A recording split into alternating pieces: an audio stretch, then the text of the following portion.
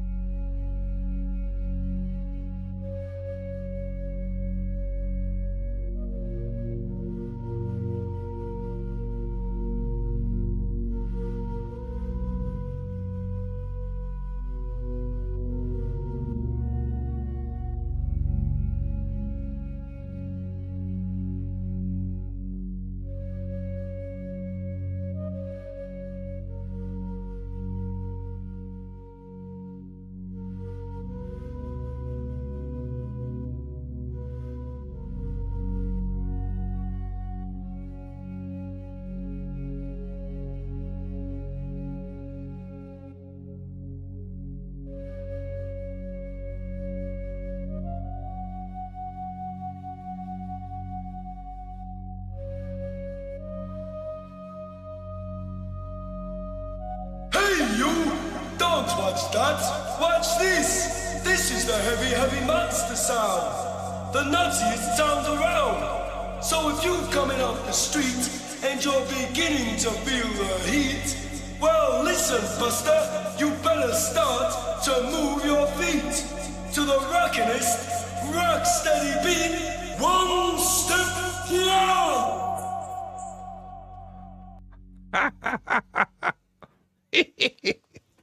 I'm crazy, I know. 5 minutes early. Mike is still out. How you doing? Gilp, VCD, the man that never sleeps. Milo, Wabbit is doing shopping on a Sunday. He doesn't need no plugins. I did change my nice banner for my YouTube channel, so I'm collecting plugins. Yes, I do. I prepared something. Let's hope it's going through. Camera is working, mic is working, is Reaper working? It is.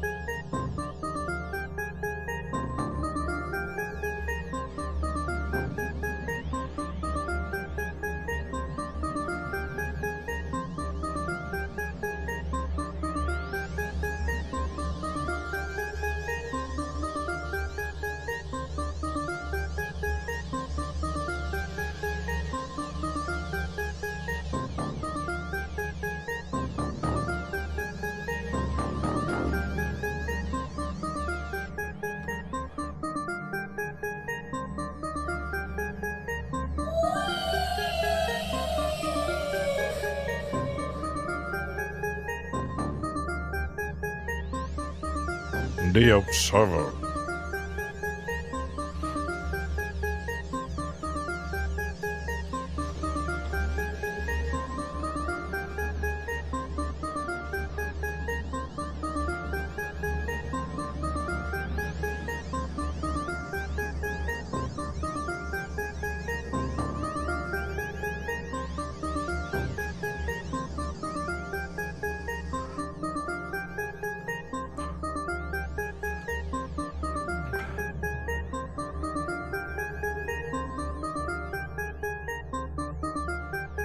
I'm getting more professional here.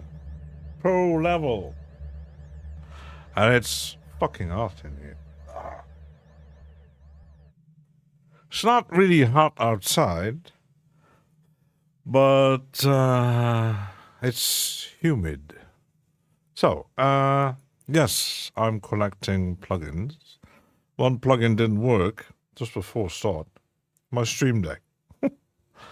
To restart. I did restart the computer, my PC here, and suddenly Stream Deck doesn't work. Always something, isn't it? What work now? I had to pull the plug. So, I'm sweating. Oh my goodness. Horrible.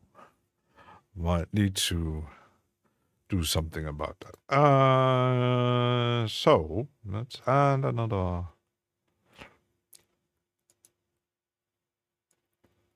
track here. Track on the wrong channel. And then, because I already made, instead of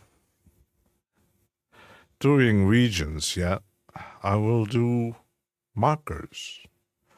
Because I can do markers with my Stream Deck here. That's why it didn't work. So, what should we add? We should add instruments. And I did make a folder, but I'm not yet having all built in. Yep, but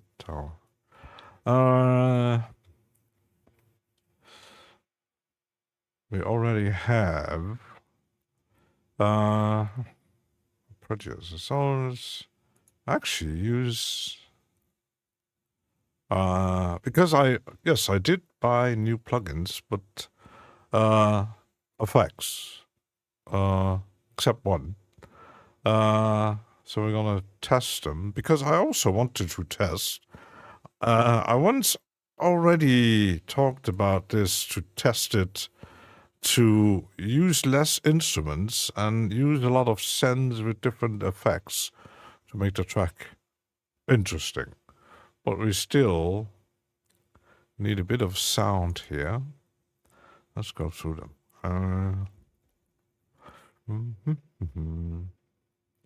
No. So, why is this so ugly?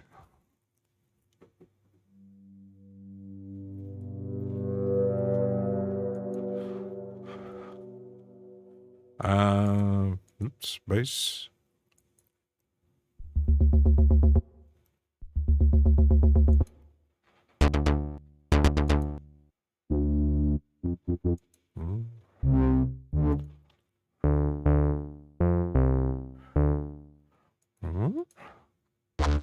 Brutus Brutal? No. No.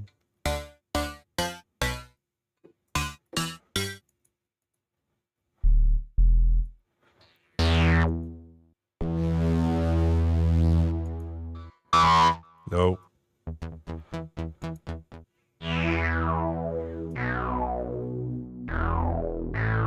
No.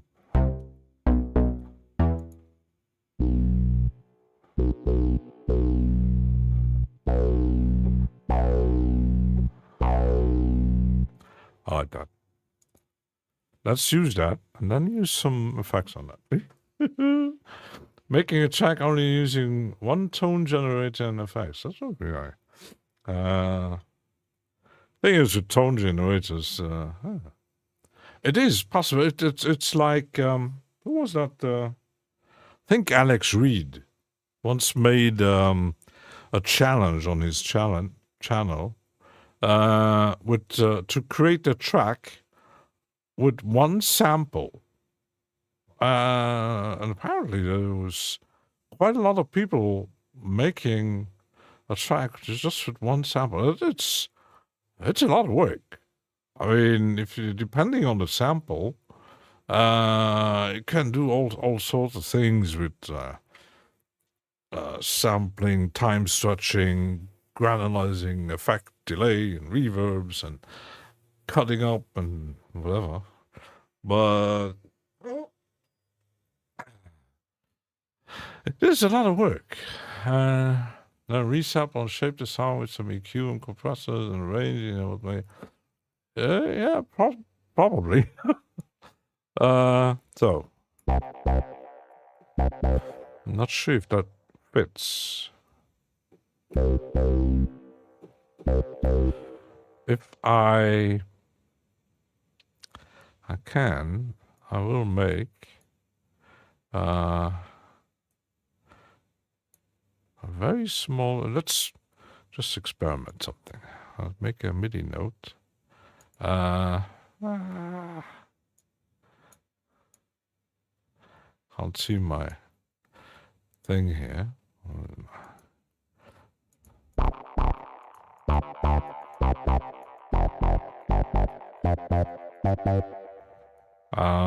Just small.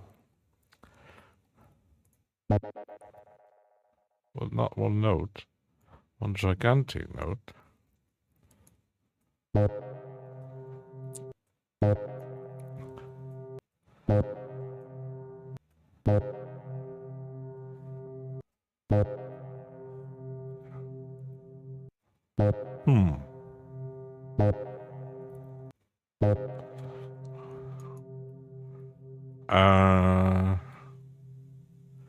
You could. Let's test something. Let's render that.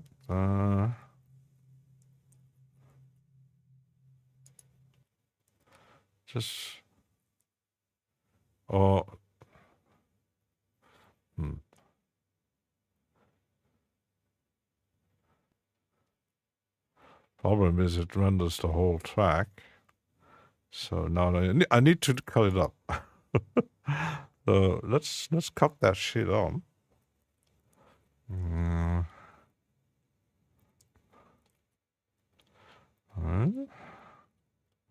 Let's go to the end here. Okay. Instead, I'm gonna copy these over. Okay. Let's put those very small. Because I do have an effect here to reverse it. Okay.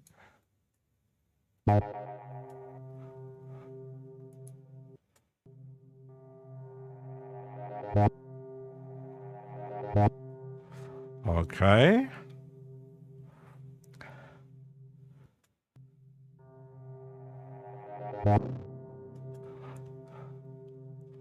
So if I do that and add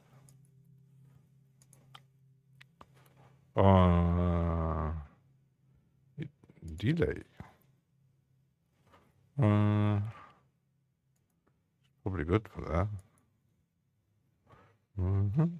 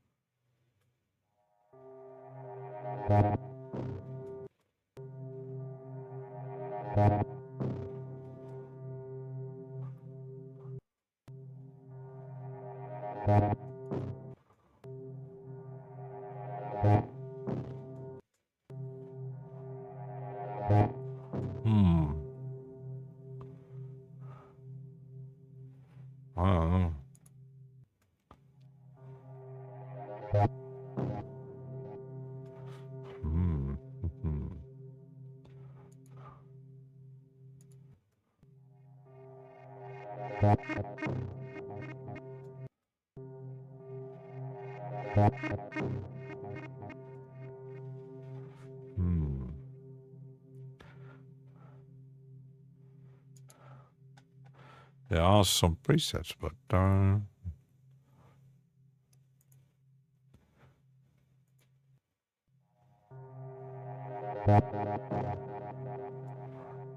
that might work.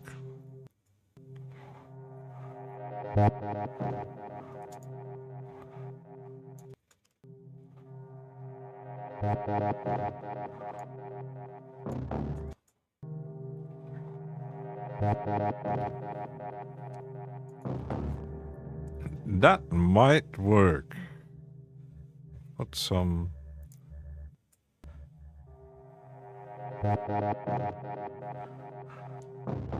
How about that? It actually works.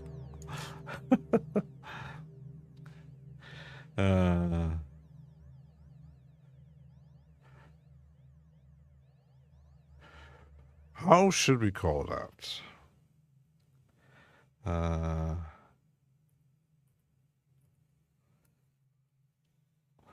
Let's call it stab.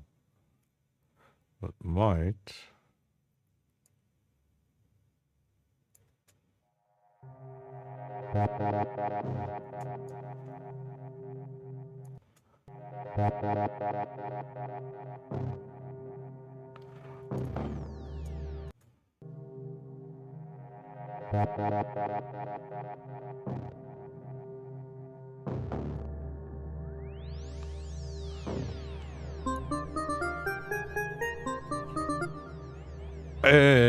What?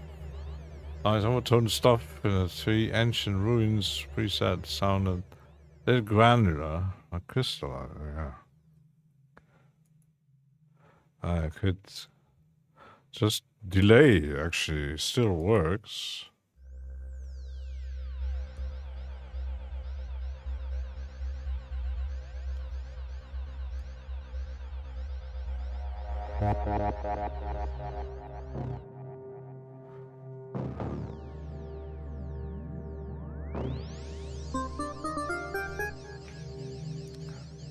So pretty much in for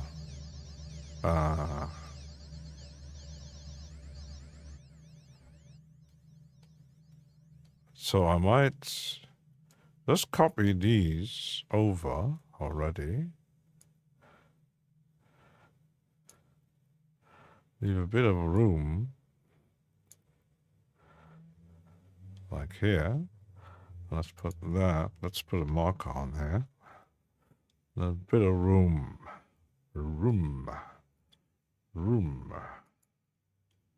Because now, it could test. It could test. Let's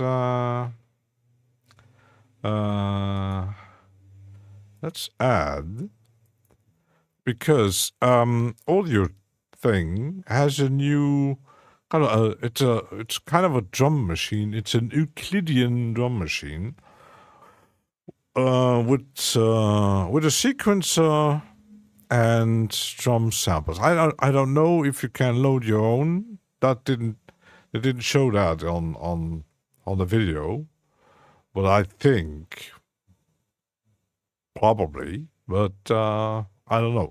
And someone said, "Oh, there's a similar thing from HY plugins," and I said, "Yeah, yes, there is. The problem is that is just a sequencer." So, and many drum machines do have sequencer or MIDI editors or MIDI files included, all kind of things. They have their built-in sequencer built for drum machines, like in the real world. But driving a drum plugin with a sequencer isn't that obvious. So let's try that. Let's go into my HY here, because I wanted to try it with one of my new ones. There's my HY. Let's just see which one was that. Was it this one? No.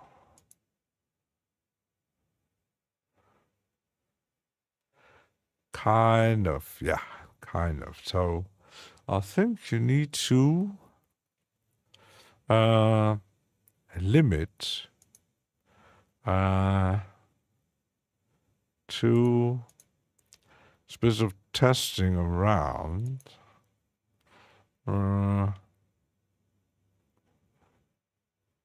There's no special for drums. Let's test around. So we got the sequencer. Let's add my drum machine. And I did make a folder here. Where is it? It's the... Got too many drum machines. I think I got too many drum machines, I think. So... Random metal, because Beat Surfing had a deal for 1 month, I think for the whole August. 3 plugins for 99. I said, that is interesting because I'm missing a few. And then when I was spending my budget, I was going to, and it's still active, put 3 plugins in my bucket. And when I was checking out, I said, oh, I got even 20 bucks off. So instead of 99, I only paid 79. So that was, okay, that's a good deal. So I got the metal because I already had random. I did get the Rack Plus and that multi-effects. The rest of what they have, there's one I won't buy anyway. There's some kind of tool that's more likely useful on an iPad. There's the table thing. Not sure if that is actually maybe one day on a sale, maybe. And there's a bass synthesizer. I don't use that much, but because Arturia has now a bass synth, and I was quite surprised.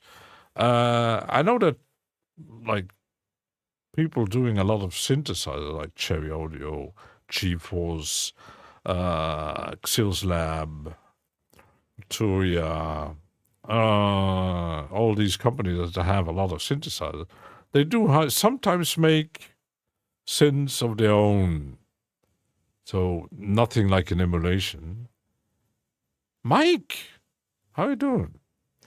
So I was kind of surprised that Arturia made a bass synth, which is not an emulation.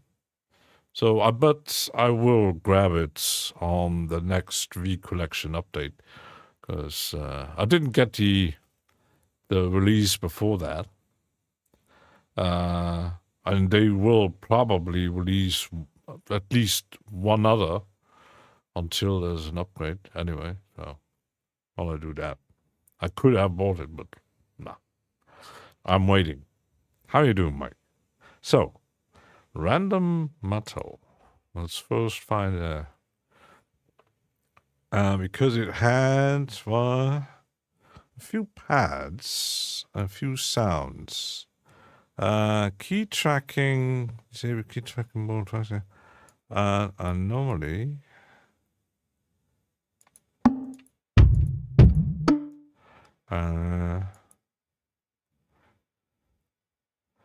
so there's a lot of stuff here, but it's not. So now I need to send my MIDI. No audio, but MIDI. Okay. And then let's see if it's actually working. I don't know. There's my effect here. Let's make a... let's go here. With just a time selection.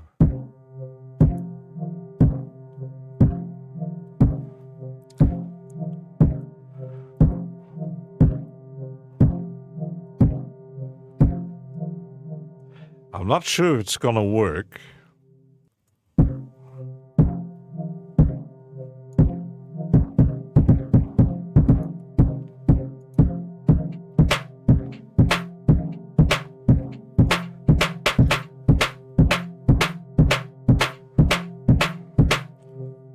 It's a bit fast, you see. So I can 8 steps and make. He was doing it with 16. Let's do a crazy.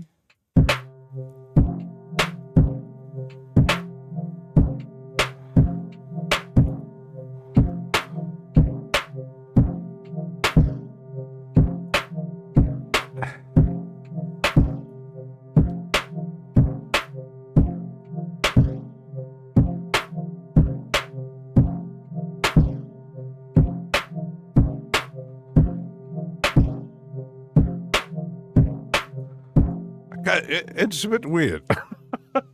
Oh no! Because I never used this thing before. But now I'm not sure which notes it's actually playing.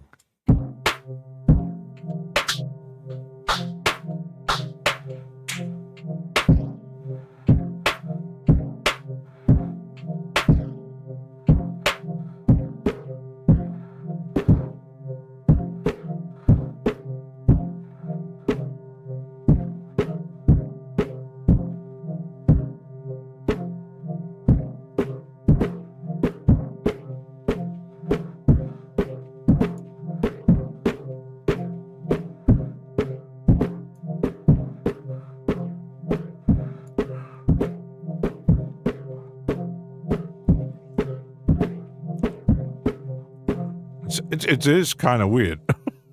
I'm not sure it's gonna work, but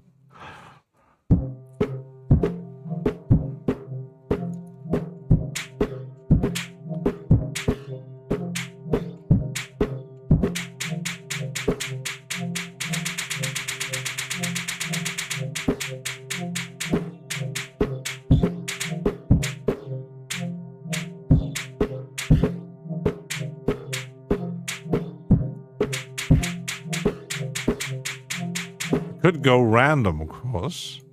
Go completely crazy.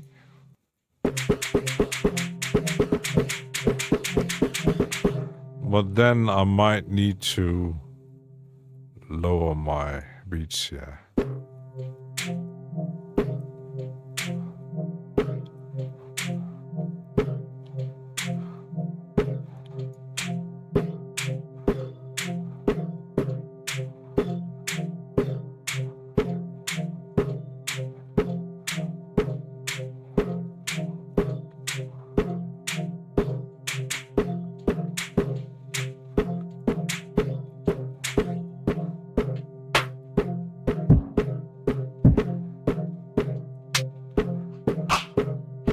D, E.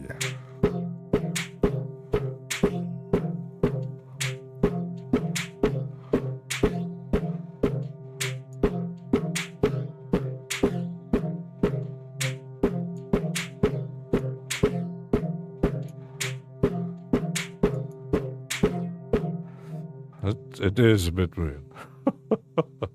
Milo, there's F, E, B, C, D. Maybe with a different...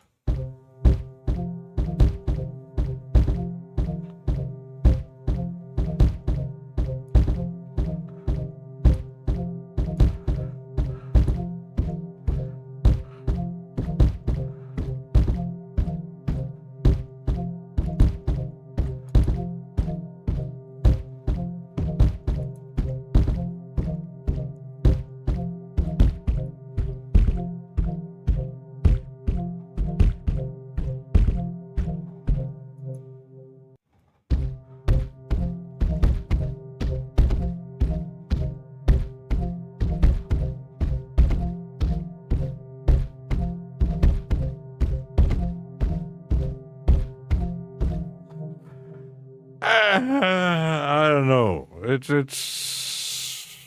not really what we're actually searching for with a sequencer like that. I don't know. I think it's easier to just choose MIDI. It's an experiment, but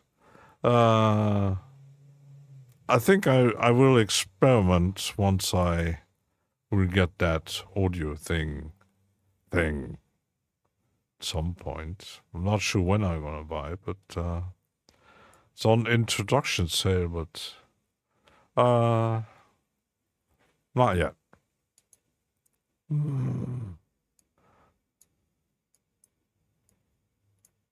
So it does that. I don't know why. So let's go back. Let's do some real drums.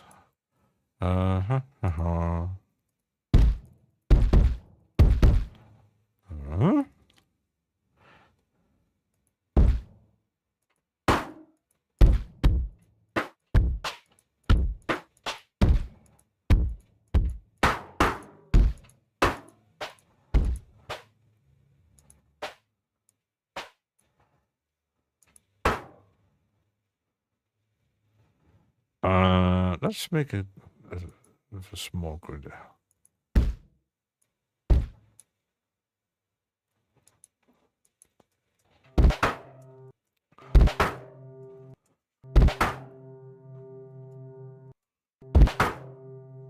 Maybe if I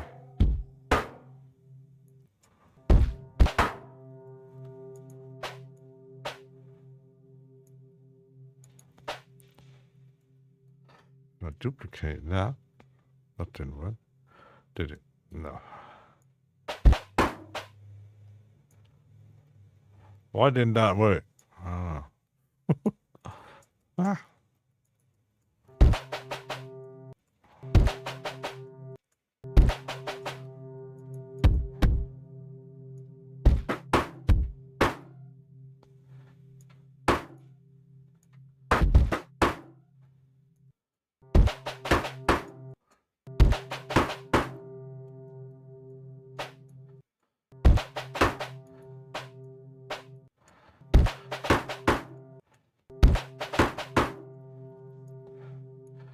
Nobody should, but what if I...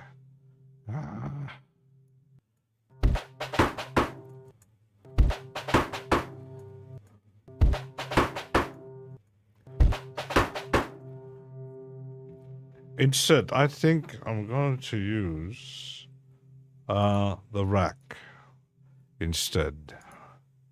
Because, I don't know.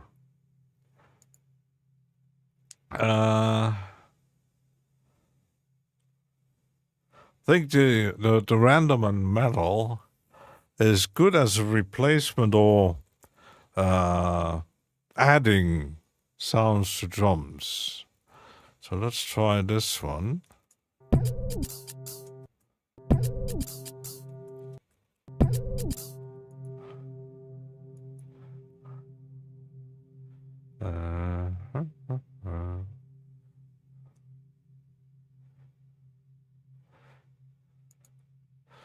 Might need to...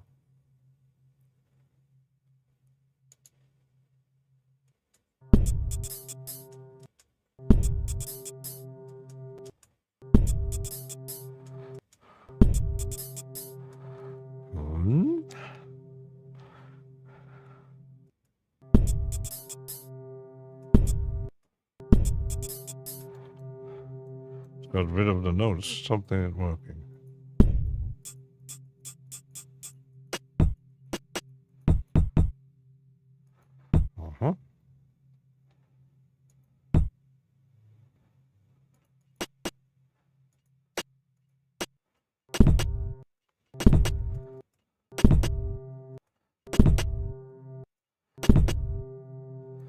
Maybe.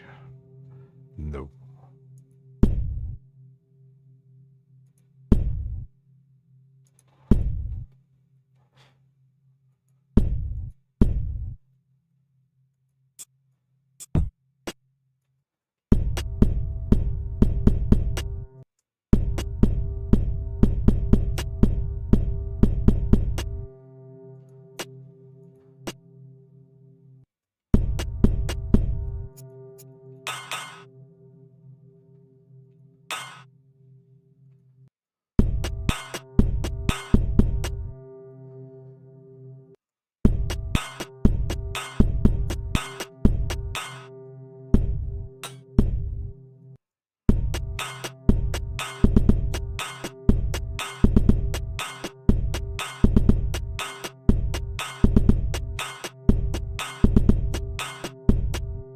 That kind of works. Let's go into velocity. It should actually react normally, I think. Not sure. Huh?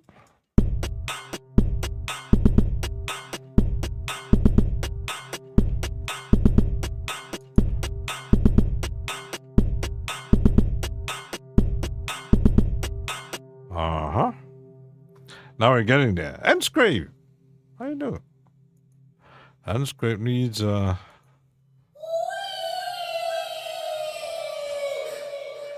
yeah, that's some drums. But I could make it more interesting. Because let's add effect slot. Yep, audio here. Let's add because I did get new stuff. XLM. I did get that drum booter. So, okay.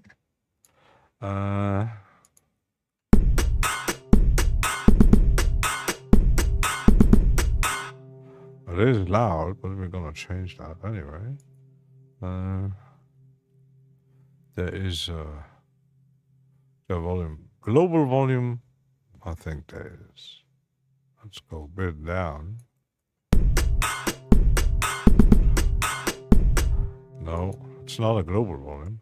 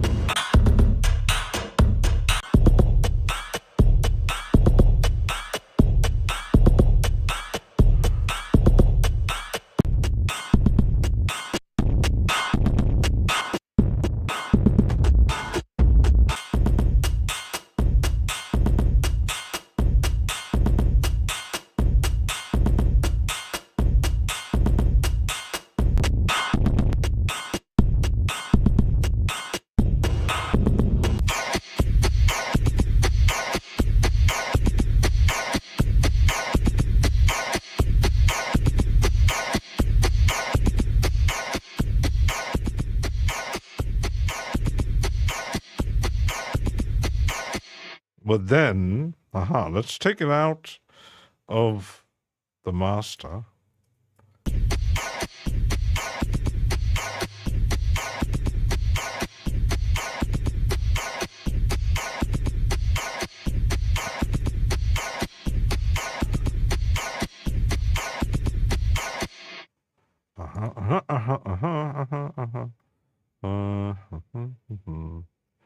Let's go down a bit. Bitsy, bitsy, bitty, bitty.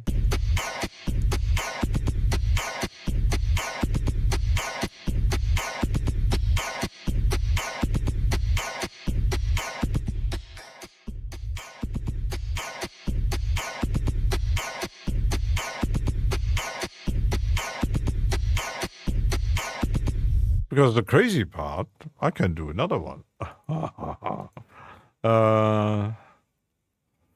Let's do another effect slot.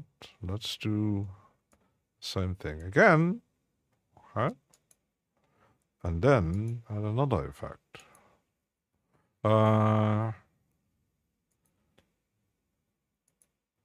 Some crazy one.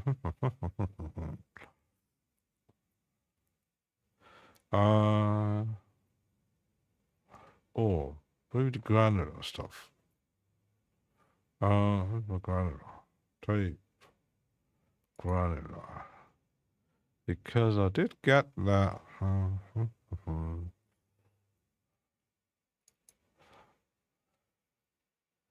Lucid. See if it's gonna work. I don't know.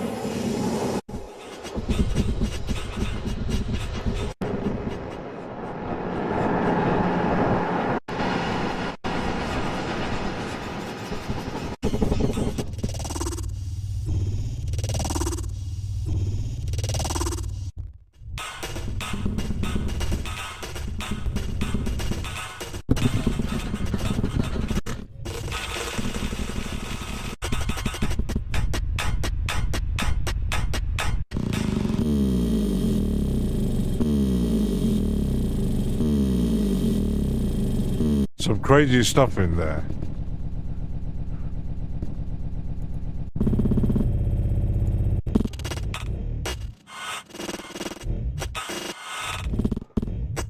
Maybe this one.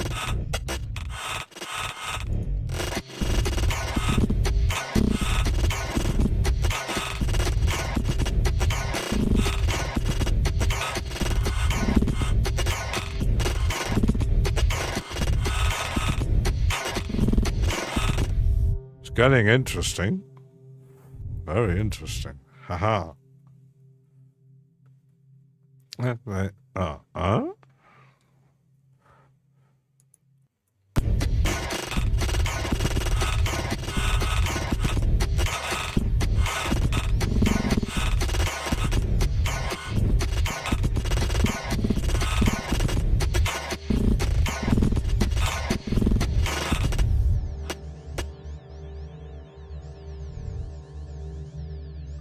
Very good. But I might... Let's take that over here and do another here. On this part here. A bit more minimalistic.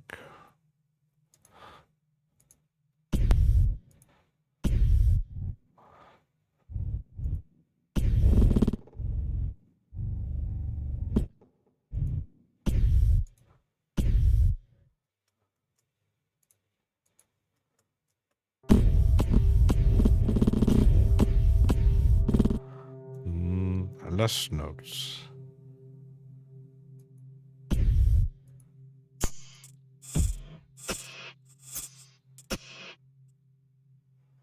I don't know.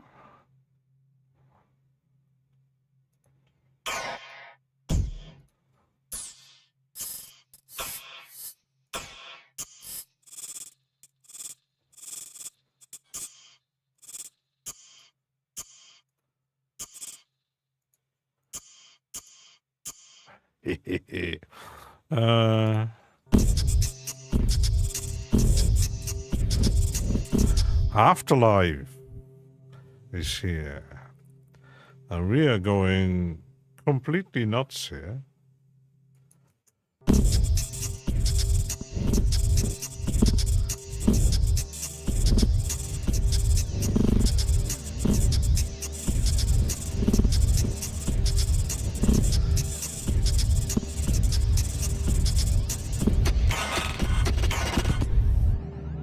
Oops. Let's go just one up. Okay, and let's add my volume stuff here. Otherwise, I've got some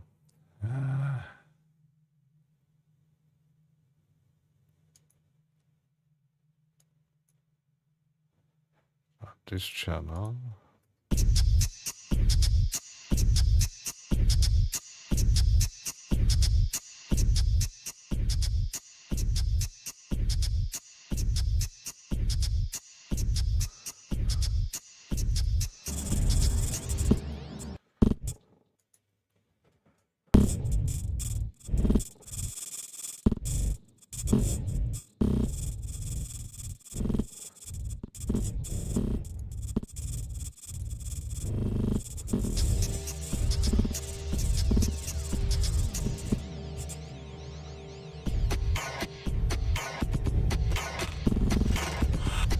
That's more interesting.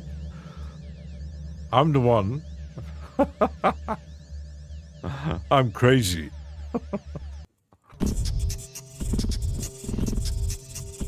So let's call that drum in drum 01 effects 1. Okay, and drum 01. Let's really go professional effects 02. That's pretty much it. So let's go right from the beginning. Also wanted to, let's save it. Checking my, well, I did change a few options. It should actually still run really smoothly until I'm going to freeze the shit. Nenko!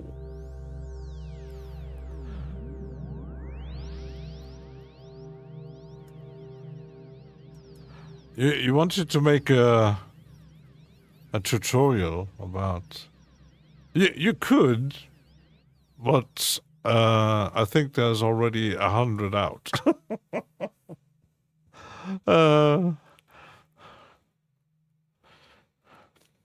About Kong, yeah. Yeah, I canceled my subscription for the rack because I'm considering at some point just outright buying Reason. About the multi-outputs. You expect... I'm too fast. Sorry. Yeah, because when I see the video about the free stuff, I said, yeah, why I'm actually subscribing. Yes, I get everything from the rack, plus all kind of bonuses, but not as instruments, but as combinators and stuff like that. A few samples and presets. Well, it will cost $9, not a fortune, but you still have, there's still a shop. So, yeah, subscription is nice, but there are still plenty of other rack devices that are not included when you subscribe or buy. So I'm asking, okay, why not straight out buy it? Plus the door. Anyway, because I want a second one, and I don't want to invest in FL Studio, and I don't like it. But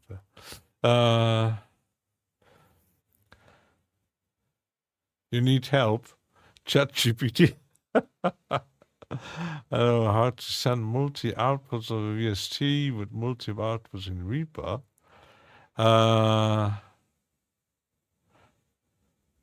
Yeah, I don't know. I do know the method, the automatic method that I actually use in Reaper. I never tried when I was testing Reason how that works. I know you need to flip the rack and all kind of things. It's more complicated. And I know that in Bitwig, you can tell Bitwig to construct a multi-channel out. So you got a tool in the rack, and then who routes the channels. And I didn't really like that method. It's kind of weird. But in Reason,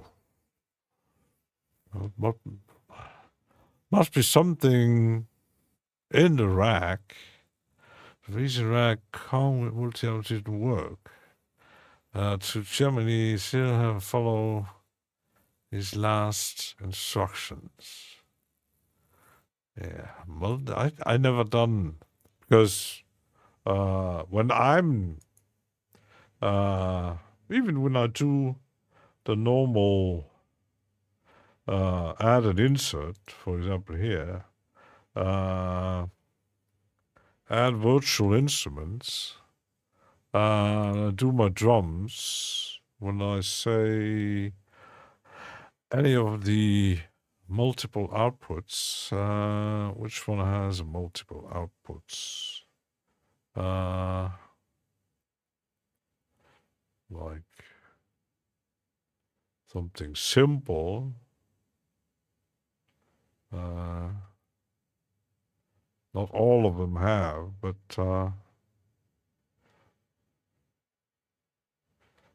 something that I can actually show the mixer.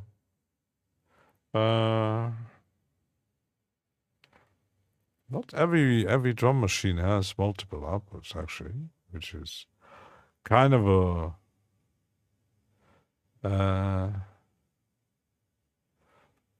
which one is one of the easiest to set up?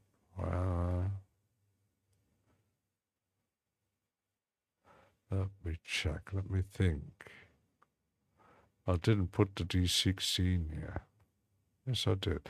Now, the D16, you have to load a preset. And let's go into the addictive drums. When I add it, I can tell Reaper, normally it should pop up at some point. It should. Normally. Normally. So it asks me, do I want, because it recognizes the multi. The downside is you have certain plugins, like for example, Sample Science, who is built on a multi-out framework, and it shows, oh, I got 32 channels out, but actually the plugin is stereo, and when you do that, it crashes Reaper. So I can say yes, route my MIDI, and boom, I have my track. And then I have to just go into my kit, and then I have to effects edit, I think. No? Where was that?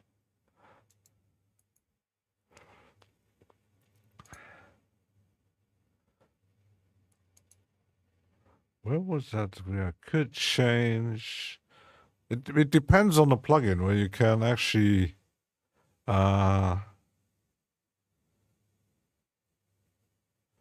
the thing. You could also, I know that, for example, let's get rid of that.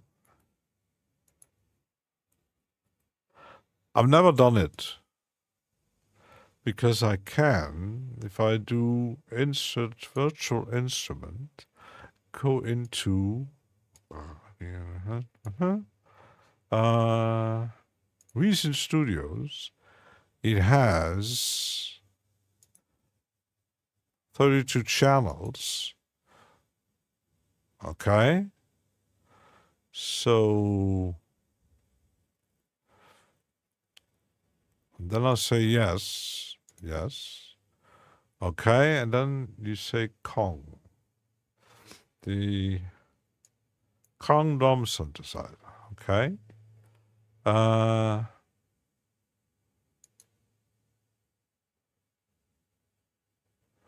I think you need to work around this, because this is 32 channels. I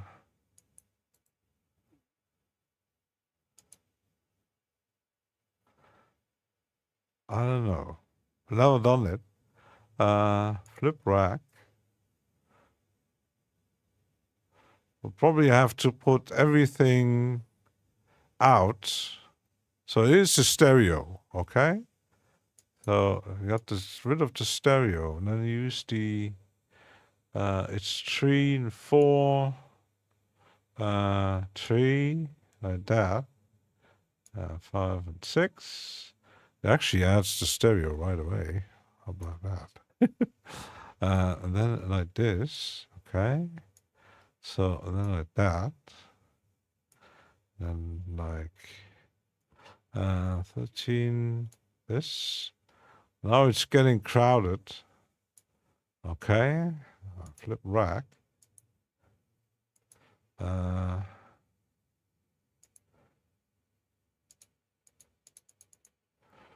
sure if it's actually working.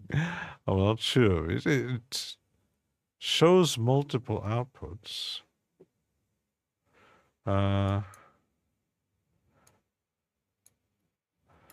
It does accept MIDI.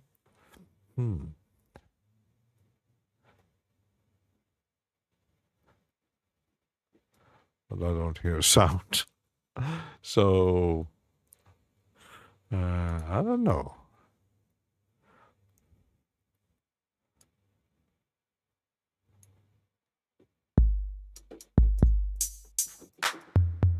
That doesn't do it. Now I get sound, but I don't get multi out. Even though it is routed, so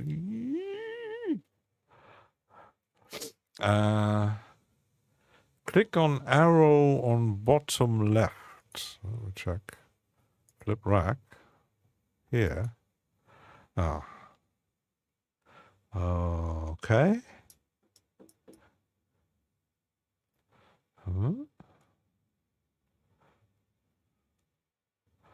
That's the effects. Okay. Here. So the effects you can route to. Or maybe this. Oh. No. That.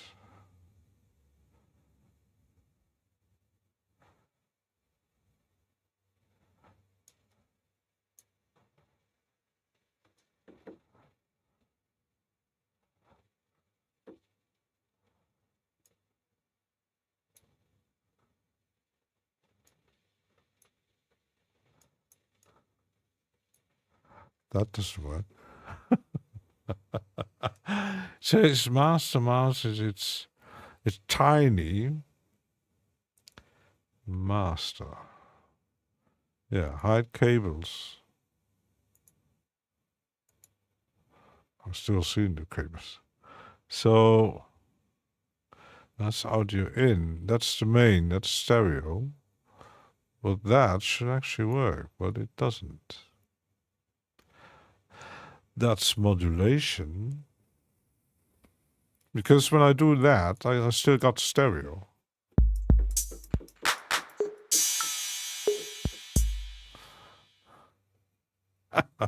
So, I've never done that. Oops, let's get rid of that.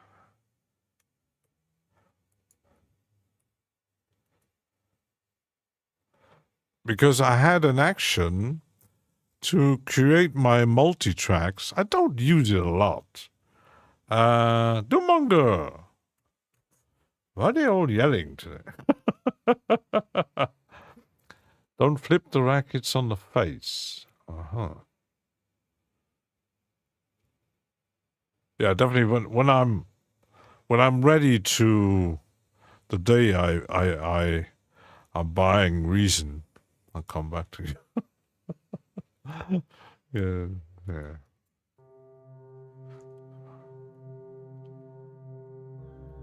Because I struggled already with certain. You have certain drum plugins when you drag them over, and you create the multi tracks.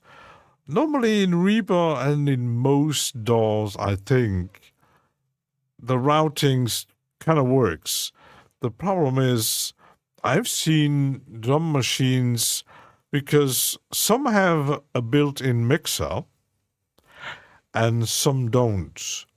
Like, for example, a good example is, I think, something from Audio Modern, I think, that is multi-channel, but it doesn't have a mixer, something like that. But I've seen drum machines that still can produce multi-outs, but they don't have a mixer. So when you're dragging it over, you create your multi-channel, and it creates the routing automatically without any fuss. It should work because the plugin switches internally into multi-outputs. Because, for example, I have from the Cherry Audio, I think. Could I just also check in my drum here? The Cherry Audio has a stereo and a multi-out version, which is okay. But I'm not sure if it has a mixer built in either. Not so sure. An M drummer is even worse. You got a 16 channel, you got a stereo, you got a 6-channel. The D16 all have 16 channels. The CLAP Grands have multi-channels. Some have only 10. This one has 18, so that is even less. It really depends. You make it with. Yeah, the thing is, there's quite often not a lot of intel on certain plugins, certain methods, especially on plugins. I mean, Mike, if he's still here, Mike does multi-mic drum recording. That's something different, and he made videos about that. So you have, of course, your mixer need to be multi-out, because you have to route your microphones into your DAW, your Reaper, or something else. Then you have to set up at each track, okay, microphone 1, 2, 3, 4, 5, depending on how many microphones you're using. But with plugins, you don't see a lot of people doing tutorials. The thing is with YouTube, we know how it works. YouTube works, it's a social media with video content. And people fighting each other over clicks, views, subscribers, doing the algorithm thing. But you already see when there's a new plugin out or a new instrument, YouTube is full of it. Every channel you follow does a tutorial, does make a preset play, does make even a shorter video or longer video. And after that, nothing. It's because most of the time they get the plugin, they're probably never going to use it after that. They're not really making music with it. Because they're just making tutorial videos, and then bye-bye. Viral Beats, how you doing? There's no tutorial for the thing. Yeah, there's actually, and that's a good thing, you might find a niche. Because tutorial tube is pretty empty, actually. Because recording a video is a lot of work. Doing it live on stream, that takes a lot of time, of course. Trust chat in Germany, help me new info. Probably, yeah. The thing is with AI, sometimes I ask questions, you might not always get the same answer because, yeah, we do know where these tools get their intel from the internet. They didn't think and find out themselves, so they're picking up data from all over the internet, then they might get it wrong. I don't know. So, making tutorials is a lot of work. My format is, well, let's make a track. Let's try different techniques, different new and old effects and instruments. Just go for it. I'm not trying to make a description how that thing might work. Google help me with something on reason. Yeah, even the thing is, even on the official channel, there are a lot of videos, even very old ones. But it's that typical format that you see on YouTube. And just this morning, I was watching a video, kind of a tutorial on from Disco DSP. It's a company, not really, you don't see people using it. I know they're not cheap. They have a decent range, but they're not cheap. They're very special.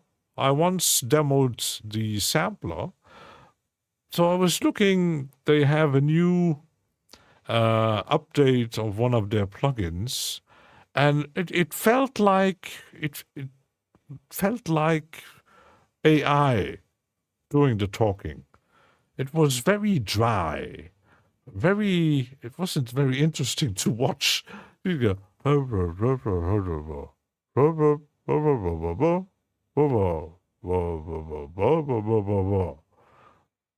was talking like that. I don't know, it's made on purpose. That's not really interesting to watch a tutorial for 10, 15 minutes and someone say, ba ba ba ba ba ba ba ba ba ba ba. And you do it like this. And then always like a few second pauses between different features. I'm advertising, it's like, that's very famous. You watch Monty Python when Monty Python mocked the BBC reporters. I watch, and you just need to watch an old BBC video from back then, mostly in the 50s, 60s, 70s, when I talked to, and now I show you, this is the street where it actually happened. To make those pauses, it's like that famous actor talking. Sounds like L'Oreal on the dog, exactly. So I don't know, I watched that tutorial and oh my goodness, it doesn't give you I'm going to buy that plugin because and I've seen other videos where we clearly knew this is the voicing. They didn't find a decent voice actor, I don't know. Or they might not have any clue about their plugin anyways. So they're using AI, very boring. Yeah, and I don't, tutorial isn't very easy. Even on DAWs, but or even like comparing when you watch videos from Omri Cohen explaining all that VC Rack trick, these tips and tricks about a modular system. There are not a lot of people out there that are actually good at that. I think I know two, him and another one. So. Eddie.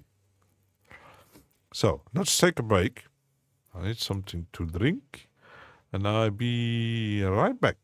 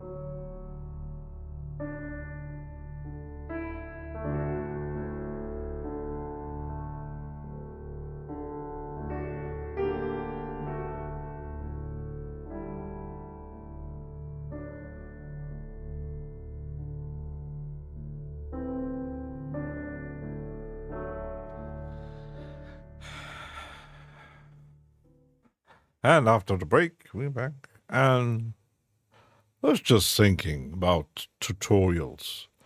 You got different levels. You got scripted tutorials like one man in his songs did on his channel about Cherry Audio and Arturia. Very long, even multi-series in every detail. Odo made tutorials about Bitwig stuff were really in detail.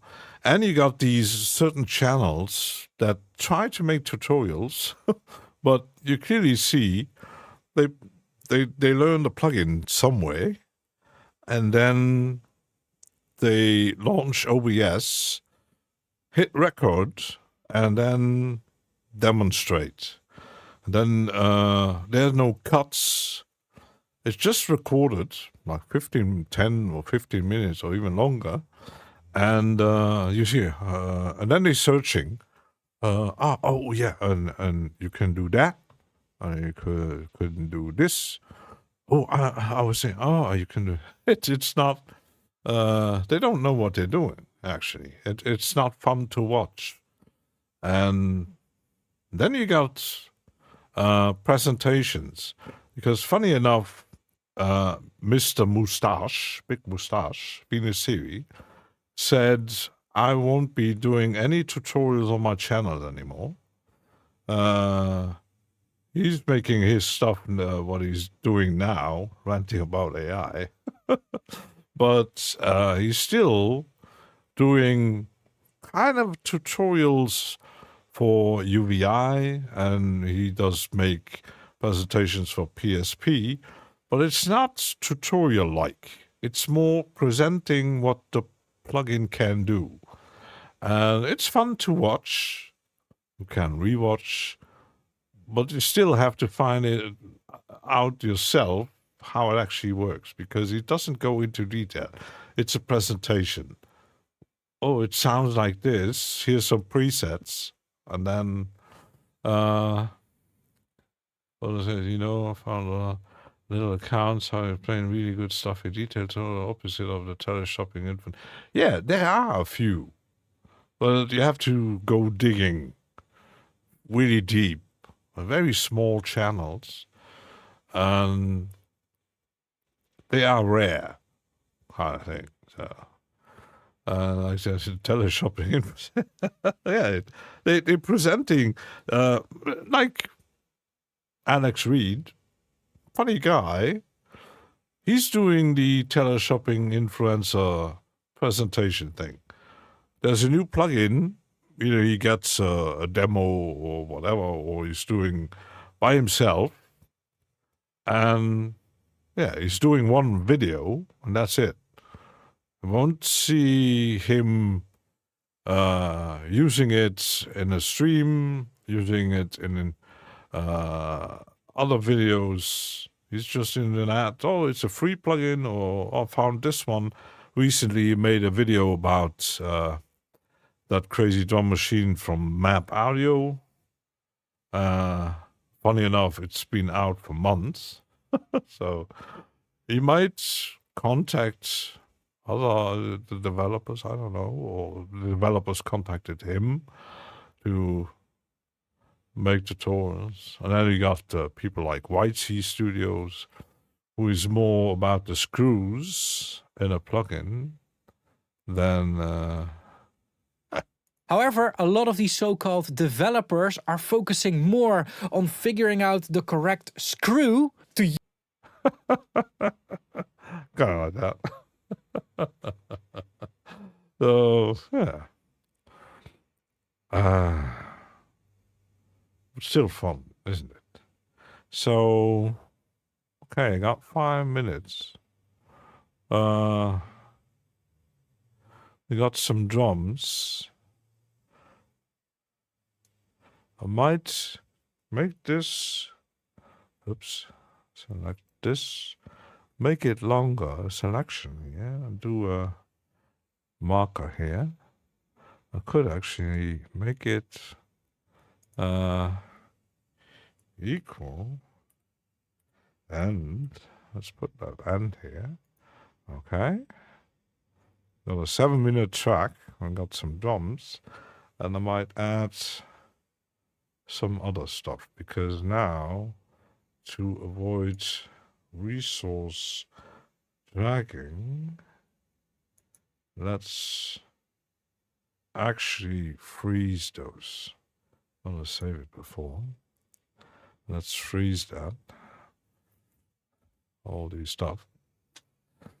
Unless you virtual keyboard will limit your creativity, that's stuff a thing for use. Yeah, Milo has. You should put. The thing is, you need to put MIDI out into your interface if it has MIDI in and out. I have multiple MIDI channels on my interface. Never use it.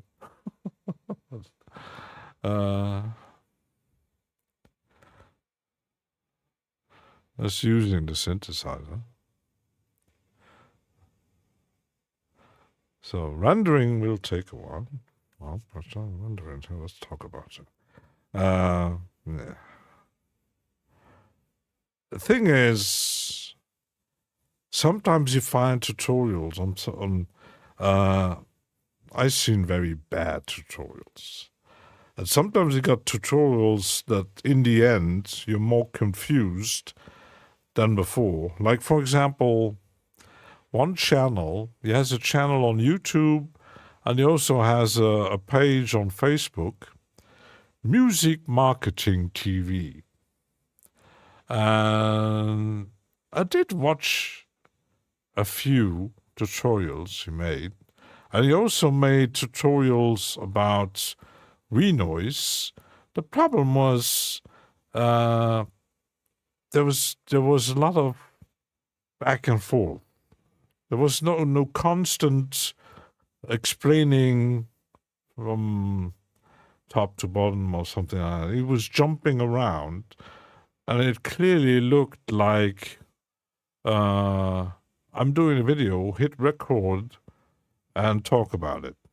It's and in the end of the video, he was more confused. Okay, how does this thing actually work? So, and he was actually one of the few channels doing tutorials on renoise, and yeah, but it wasn't very interesting. You didn't learn anything, and sadly, the same thing happened with Reaper. You got still Kenny Joya doing his thing, explaining like his one of the last one was about sends. It's good for beginners, but it's repeating. Every time there's a new version of something, he's starting over, and it's the very basic stuff, how you actually use it. It's not how you use certain plugins. Sometimes he does use a few, but it mostly the very basic beginner stuff. DL, long time no see. There's a lot of distortion and hiss coming through your mic. How would you fix that? My microphone? Is my microphone doing a lot of noise? I don't know. What is that? Woo! Normally, let me check. Where's my audio here? I do have noise suppression EQ on my microphone here. Dynamic EQ and a compressor. That's pretty much it. So, compressor is compressing. It's still working. You have a gate. No. I'm not sure if I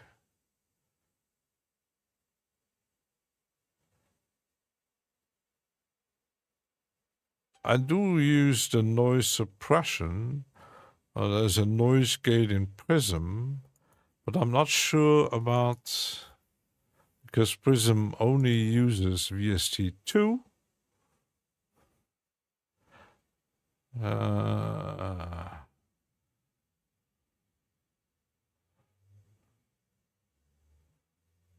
have a T-gate expander.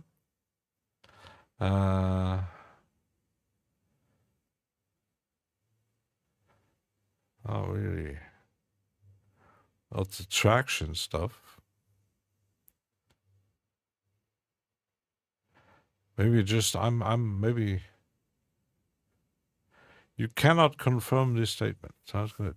Yeah, normally I got the noise suppression. Normally there shouldn't be any noise, but I don't have. I do have a VST3 from SSL, but I'm not sure if I do have a VST2 version still of it. I don't think so. I don't want to use the Melder stuff either.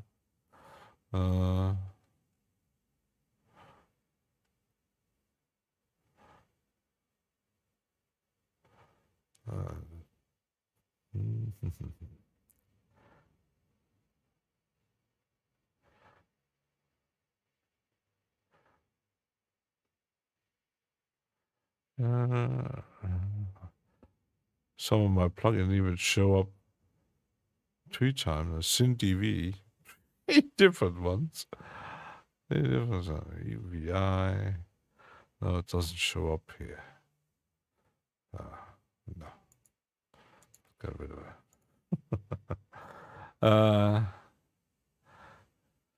Maybe it doesn't stand directly in front of the speaker next sector. That's tinnitus. Well, I didn't hear that. No. Yeah, I don't, actually.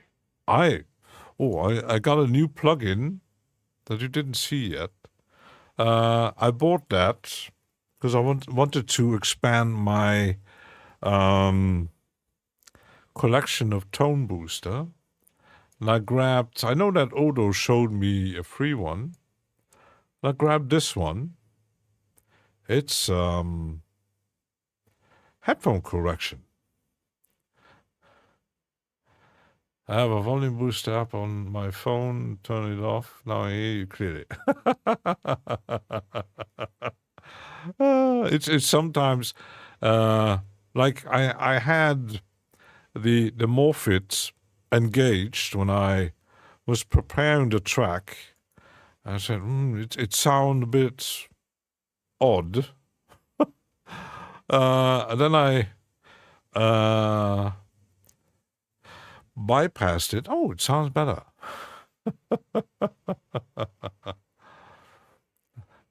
The thing with the headphone correction, can't remember which one, some brand you're using on your system, where you can load the harm and curve. This one works on a similar basis.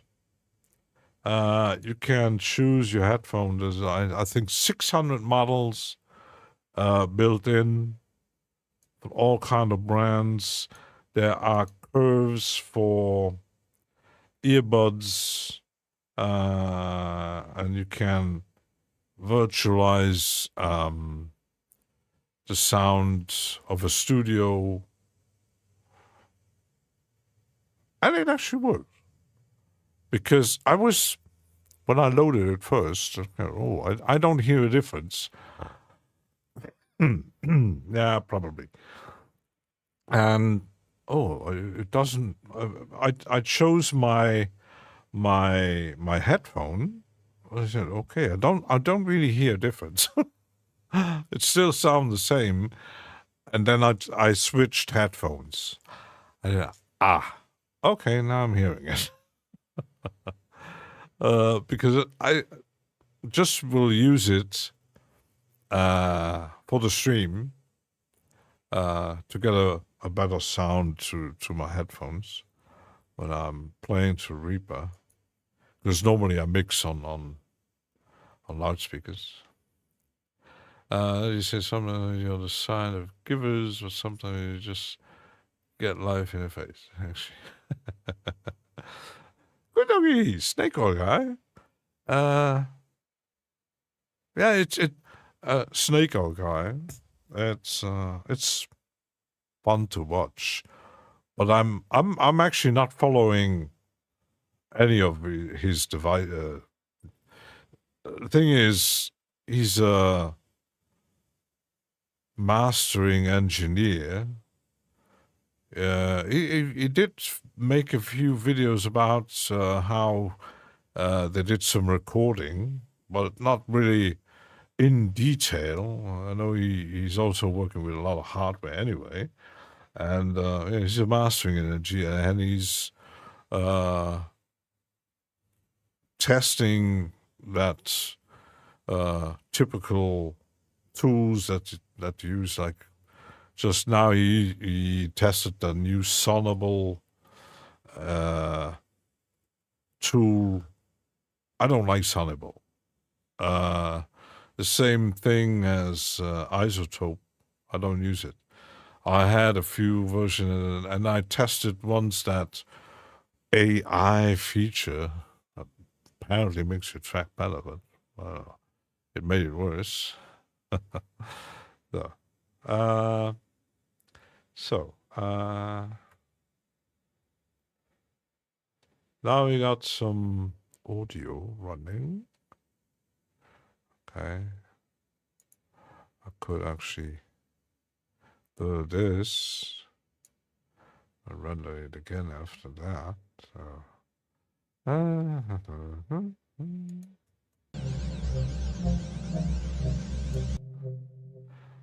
Well, I might need to add something. Let's go into my. So that was the.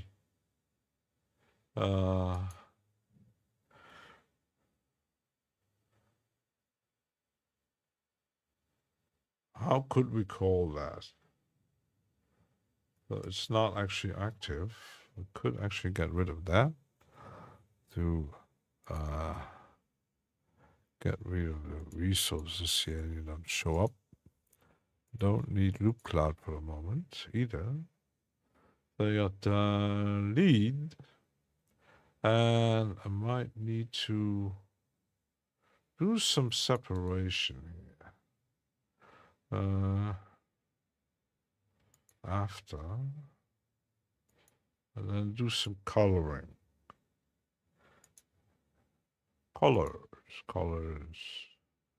Let's make him blue. This one will be make.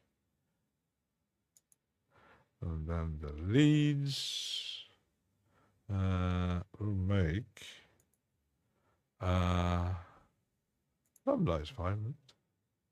Then that, let's make yellow.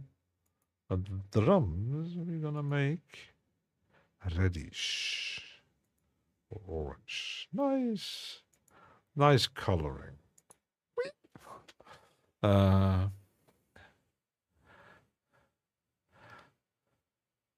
What's going to happen with Native Instrument stuff? Spend a small fortune on their products. Yeah, throw cash in the trash. I hope we hope not. I had spent not a fortune, but still a bit of money on Isotope. I never. The only thing that I bought from Native Instruments were the old FM, the FM8, the Absinthe for like $20. The rest was free stuff that I grabbed. And then uninstalled all that stuff long time ago. And when the whole sale happened, then suddenly Boris Effects took over Isotope. And after that takeover, they made a live stream guaranteeing everything, even a mail and a blog post and stuff. Everything will do. You still have access and all that stuff. But nothing happening on the site itself. It's still not included in their package.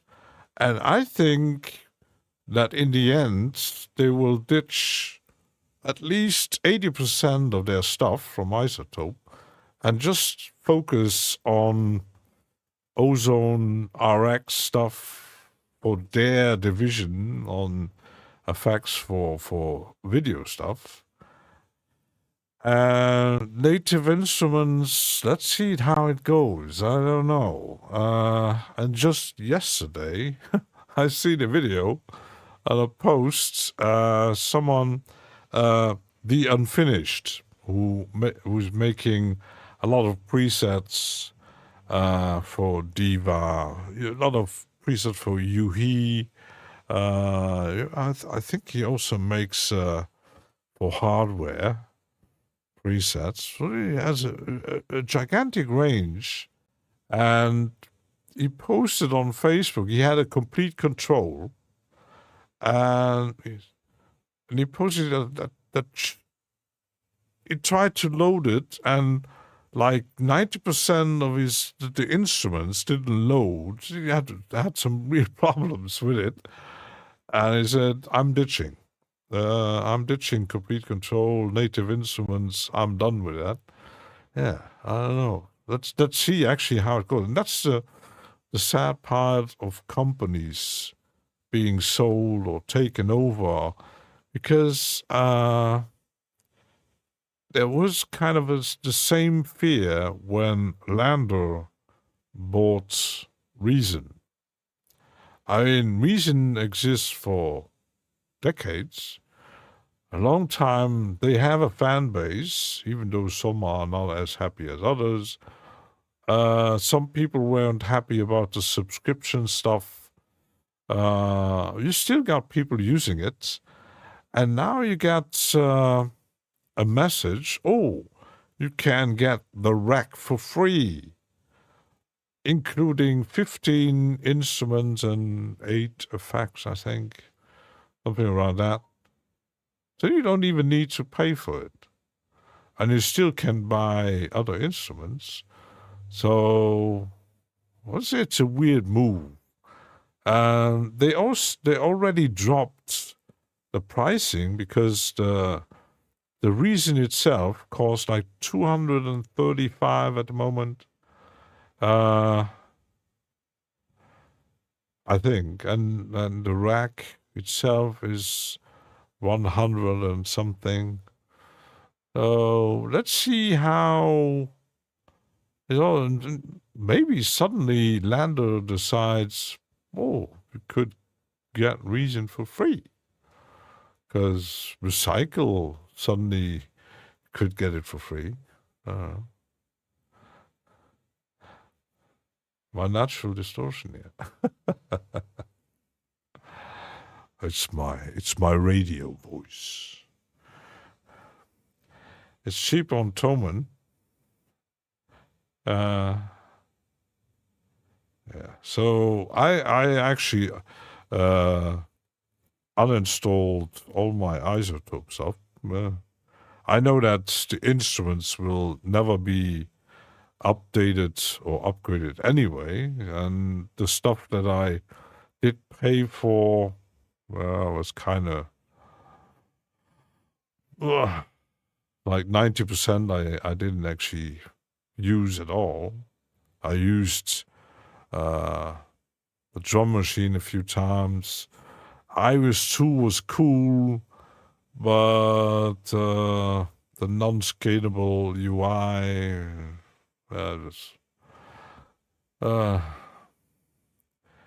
see now 271, not very cheap anymore.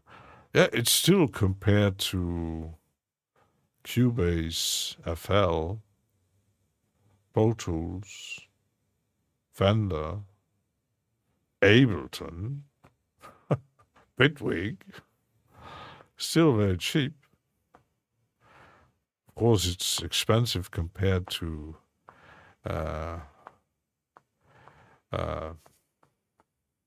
Reaper here, but well, a lot of these went to the download the list of plugins. I wasted a small fortune and somehow found myself in a beef with the super guys.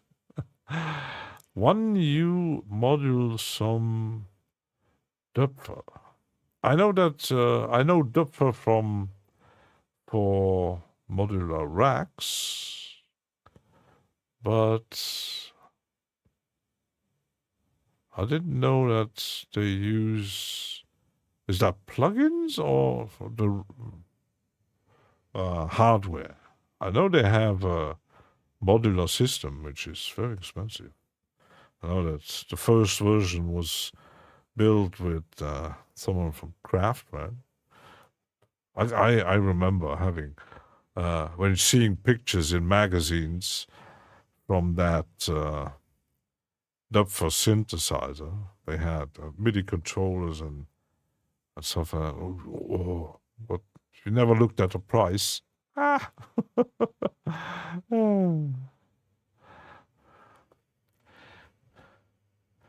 UVI World Suite 3. That's a good question.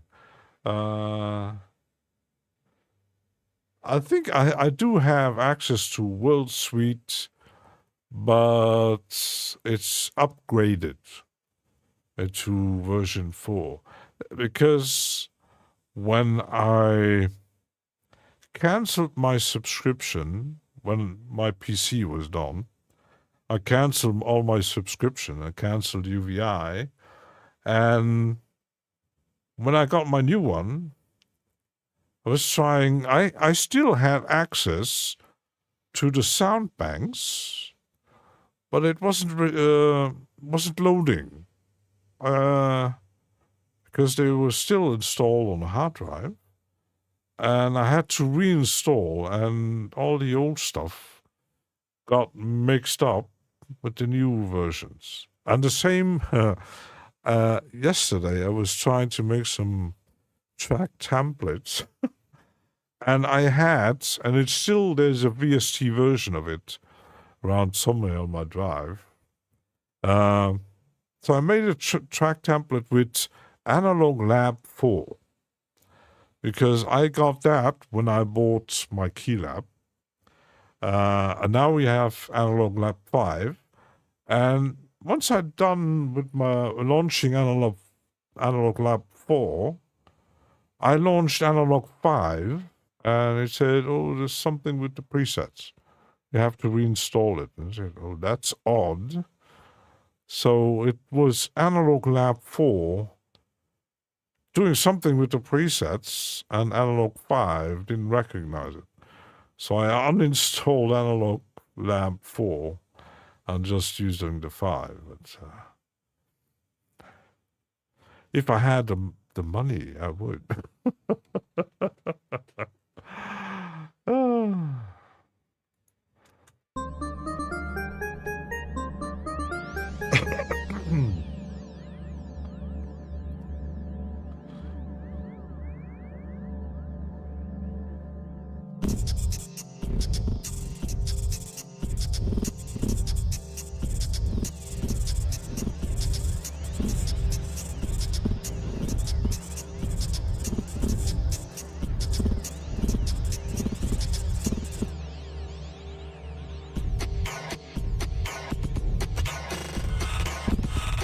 I'm not sure with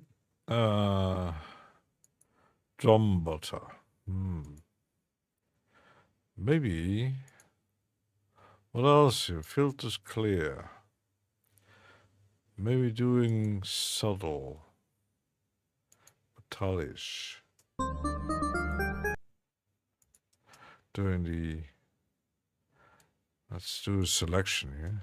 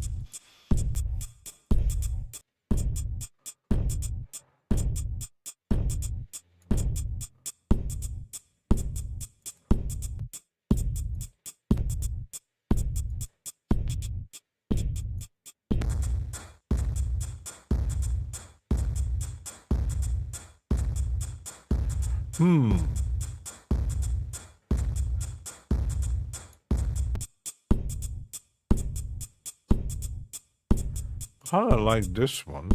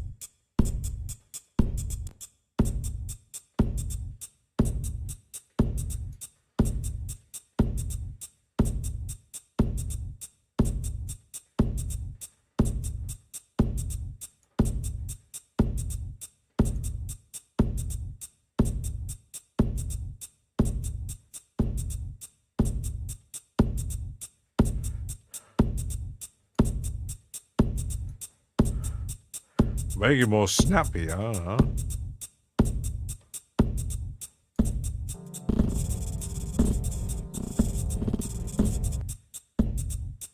Uh-huh.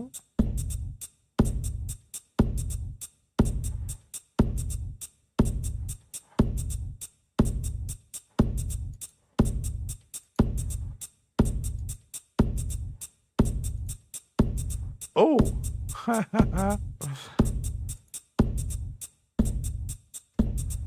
That's odd. When the plugin is up, it's a different sound when the plugin is down.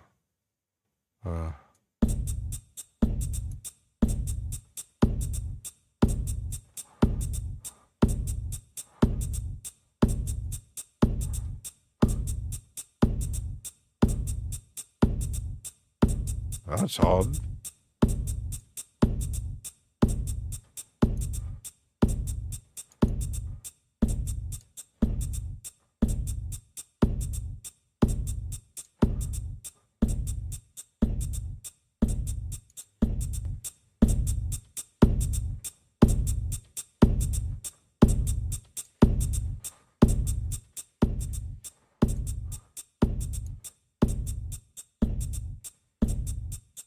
That's odd.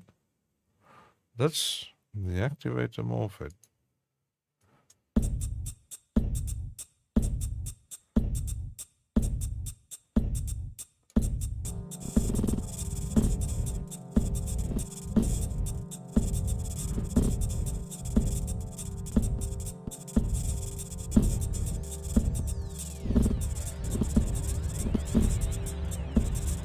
Carry on.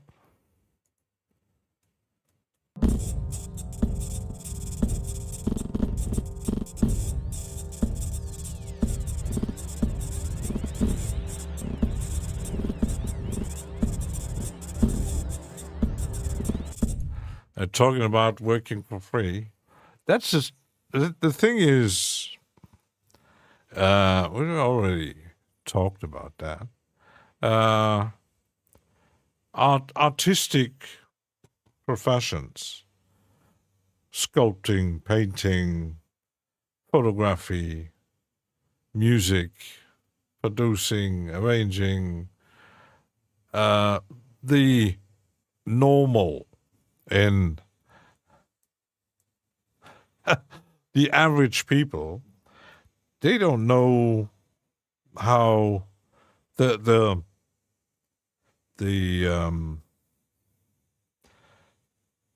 how much that work is worth. They think, oh, you're a musician, you should be rich. Aren't you rich? Aren't you rich? You aren't rich. They think every musician is rich. There are more poor musicians and poor painters and poor sculptors and poor photographers than the rest of it. I mean, when you hear the stories, when most musicians started out, like Bruce Springsteen buying his first guitar for like $60 back in '64, but still, that was a lot of money, but still, it was a crappy guitar.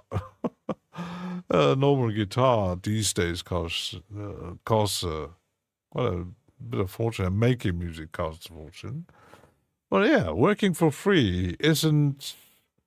It's like photographers getting questions. Oh, could you do some pictures? But I don't have any money. Could you do my wedding? But we're on a strict budget. We don't have any money for that. Screw you. Take out your phone. Yeah, some people think that art comes from. Yeah, actually, I mean, everything you do. I started out with. I did all kind of stuff. I did plastic models. I did record collection. I did DJ. I at some point I had the idea. Come on, could do painting. In my early days working, I started doing photography, but there was no digital stuff, so I had to develop films that cost a fortune because I had no lab to develop it myself. Yeah, even when you started out as a hobby, that costs a lot of money. And making music isn't free. And it should actually be paid, no matter what. When I was doing photography, I had a guy that I knew who is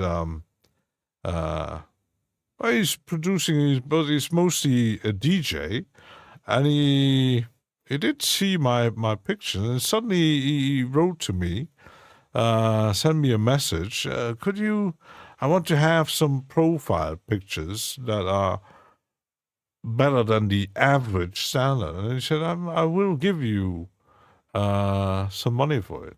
Because he wasn't thinking, oh, you could do me some better looking profile pictures and for free. I would have said no, because my equipment costs money. My lenses did cost money. So, what? There is. But yeah. Oxide is one of the Desert Island plugins. Oxide from Universal Audio. I ditched everything universal audio. I had my my doubts about. I'm not a fan of it.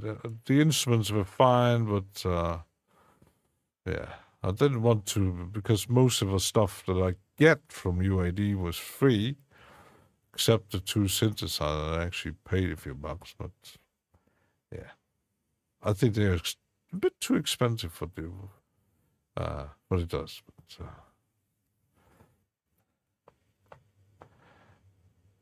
But viral is his favorite.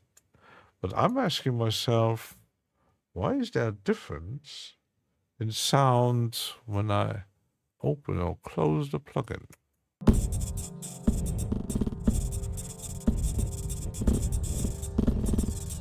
Well, I have to check anyway on. So I want to check the MIDI here.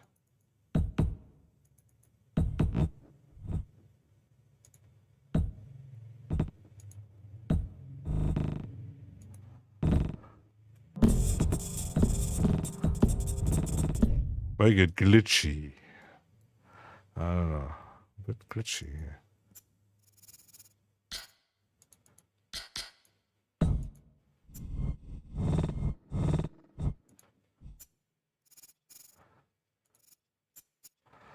Let's use the copies of that. Yeah. Glitchy stuff.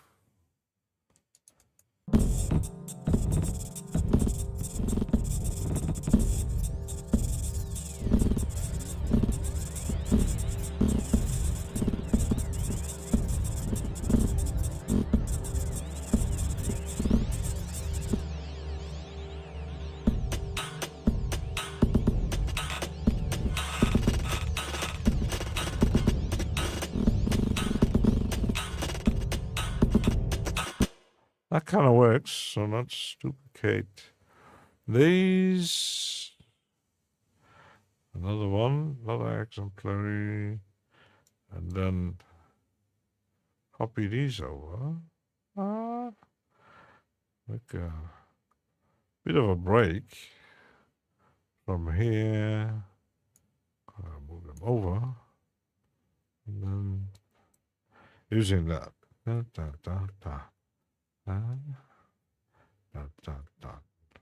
Like this. And even let's make a just stitching one last one. Okay. Well, that should work. Yes, what I'm doing in real life is beneficial to my real life. All this music stuff and money is thrown in the trash. Moved on. I have to use it. I'm not the right condition to make music. Yeah, it's my mother says because I have a tendency when I found something interesting, like all my hobbies that I have, once I find it, and I'm totally into it, I invest a fortune. I buy all kinds of things. When I was doing my plastic models and figurines, I had a compressor, I have airbrush, I have colors and all that putty and tools. I built myself a place where I could work. I had because it was an old shed, a garage, and I isolated it. I put some heating, invested a fortune, and then I lost because I mostly was doing it with a friend of mine, and he lost interest, and suddenly I lost interest, and I threw it all away. I still have a few tools left, but mostly I'm selling everything. And the same with DJing, same with doing radio. I invest a fortune, then I lose my interest. And it could happen the same. Yes, I'm doing music, collecting plugins, it might get to a certain point. I don't know when. Might last 5 years, 10 years, 20. Maybe something happens. I don't know. That I lose my interest and then find something else. I'm not making money with it. I'm just losing. So, but it still has my interest. But I'm not constantly making tracks and music. There are people actually the whole day working around some beats, but some actually make money with it. So, I remember when I asked you if I wanted to run a studio for an investment, you got offended by that. At that time, I was serious and seriously stupid.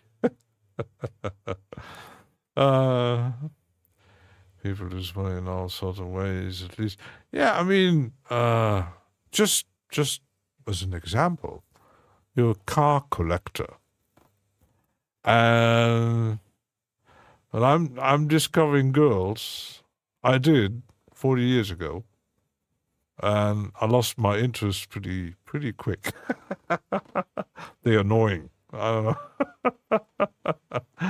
But yeah, collecting cars or working on old cars or collecting cars. And then you had rebuild your fancy car. You invested a fortune to make it look good. And then suddenly, oh, it's really, it's running smooth. The engine is almost new. And then let's drive it. And then you drive around and suddenly you have an accident. Even if you come out with no scratches, but your car might be broken. Imagine that money I invested in that car. It happens. I mean, you can buy a new one, and you drive like to the next crossing, and suddenly, boom, shit. Now what? Because yes, we humans tend to like things. Everybody has their thing that they like. Some, I don't know, collect figurines. Some build PC that costs a fortune doing modding. Like, oh, how much you pay for that? Oh, it's like $50,000. What? Yeah, it's water cooled. It's modded. The CPU is different, and here and this and that, and then suddenly you got I don't know.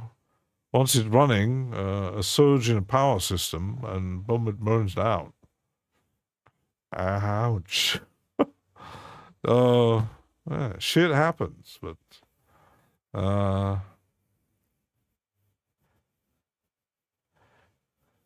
yeah, virus is busy too, so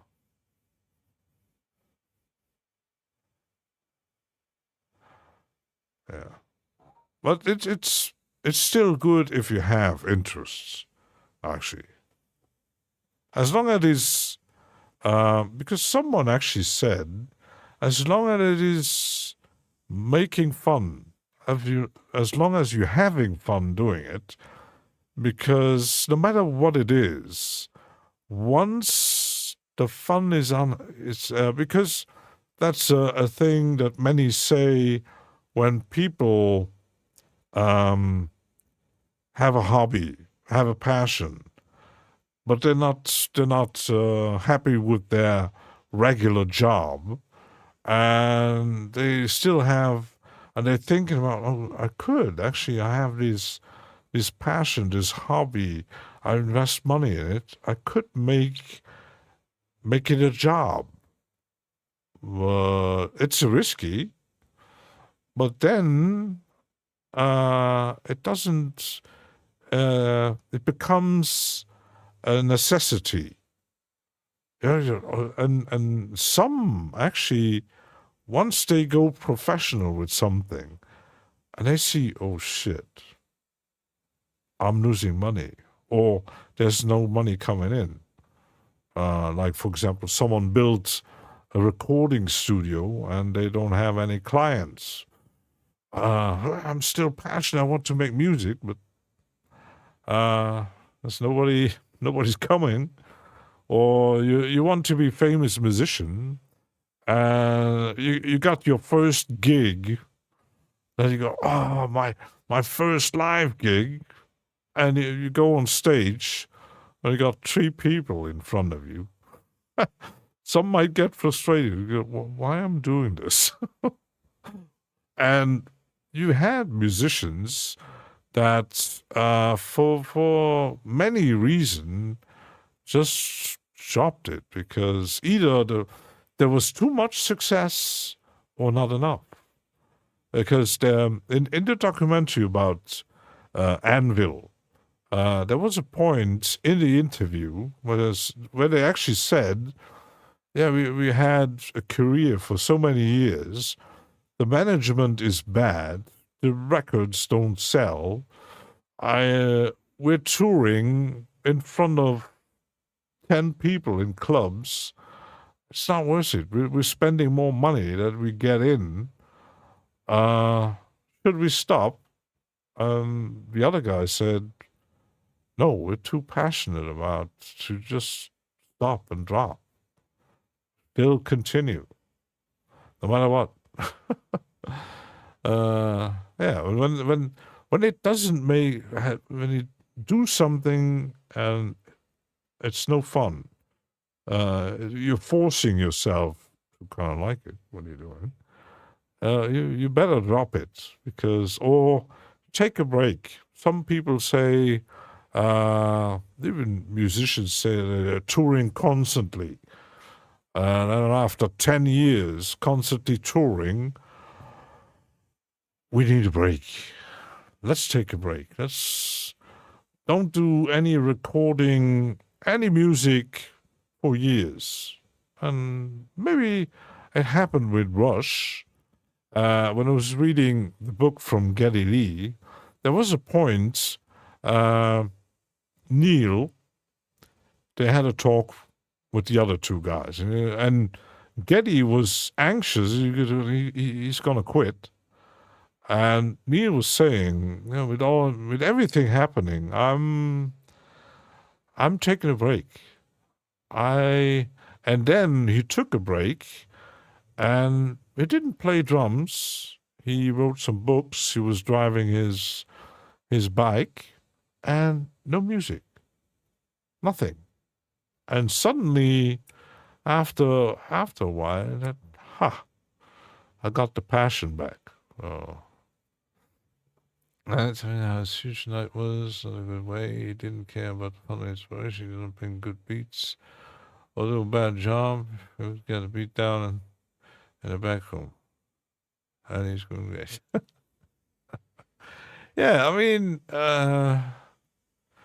or sometimes you got people that suddenly have other interests. Like, I mean, look at Ice-T and Ice Cube in the hip hop. They made records. They had quite a few big success with it. They were known, and suddenly, I want to make movies. I don't want to make any music anymore. I want to make movies. For some it works, for some it doesn't. Or might even turn to porn like Snoop. Or like that guy from Biohazard. He made a porn company with his wife. Because, he was actually not making money with his band, but he's making more money with what he was doing with his wife than with the music. But suddenly even that, It did stop with that. I'm going to get back to music though.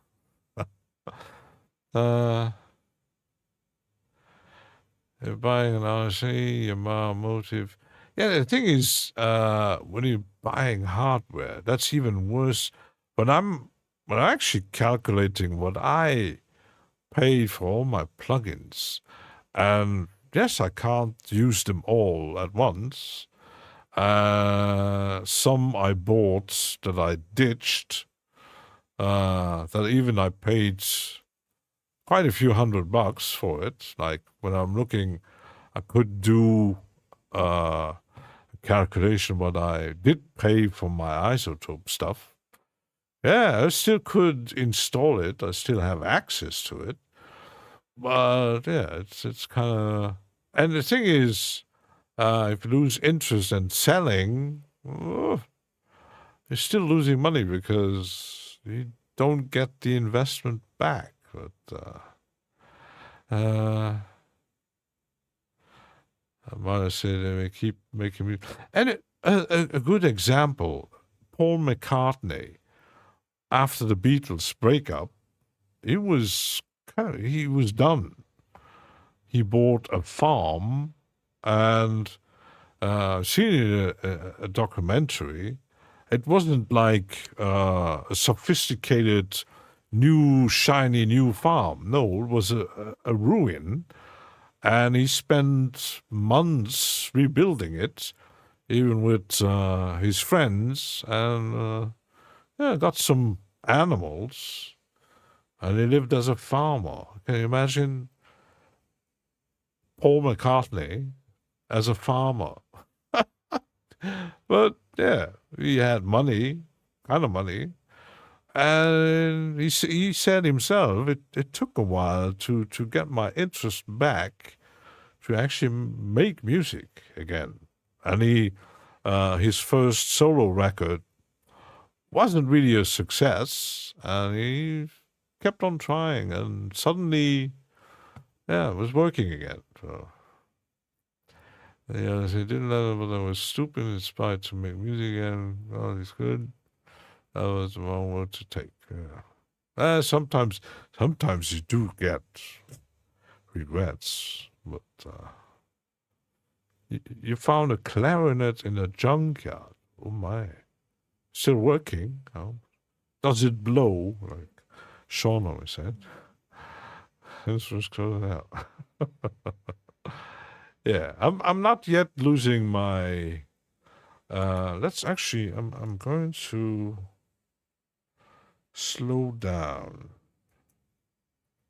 my beats here a bit. And then let's take a break. And then I'll be right back. I need some break.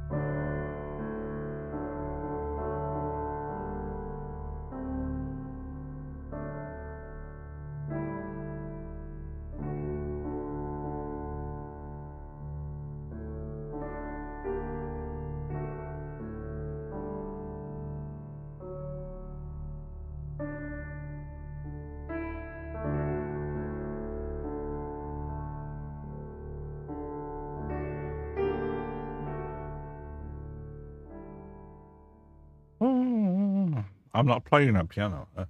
Sean, today the travel plugin key searches finally comes out. I think people will.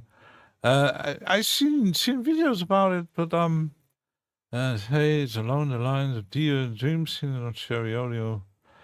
I got a very small fly here. That's annoying. Feature different stuff for me.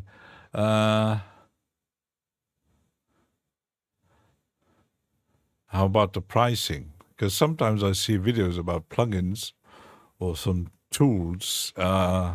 Recently I've seen a video about a MIDI tool.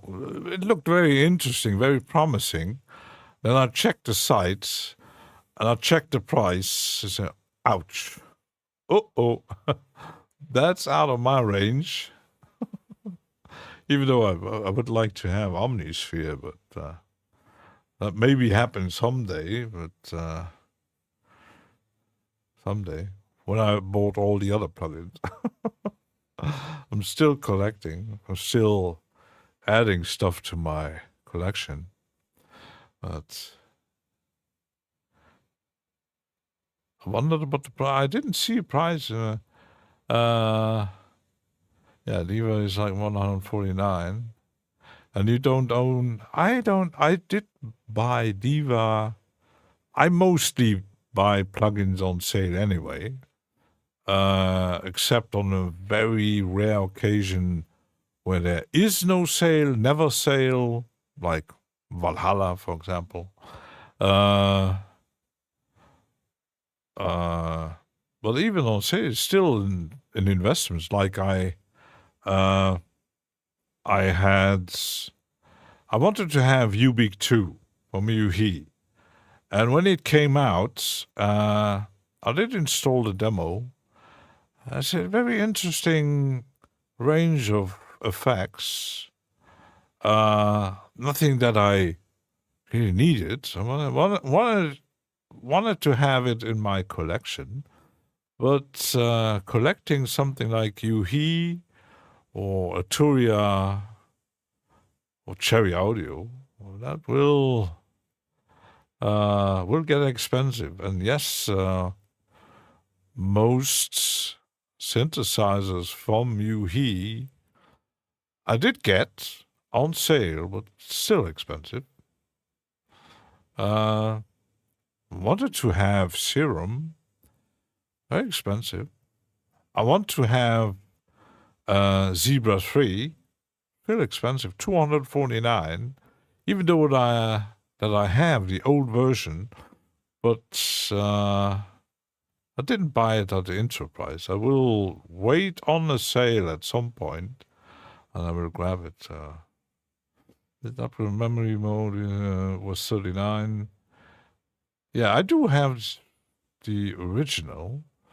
Upgrading, maybe. 39 is not a fortune, but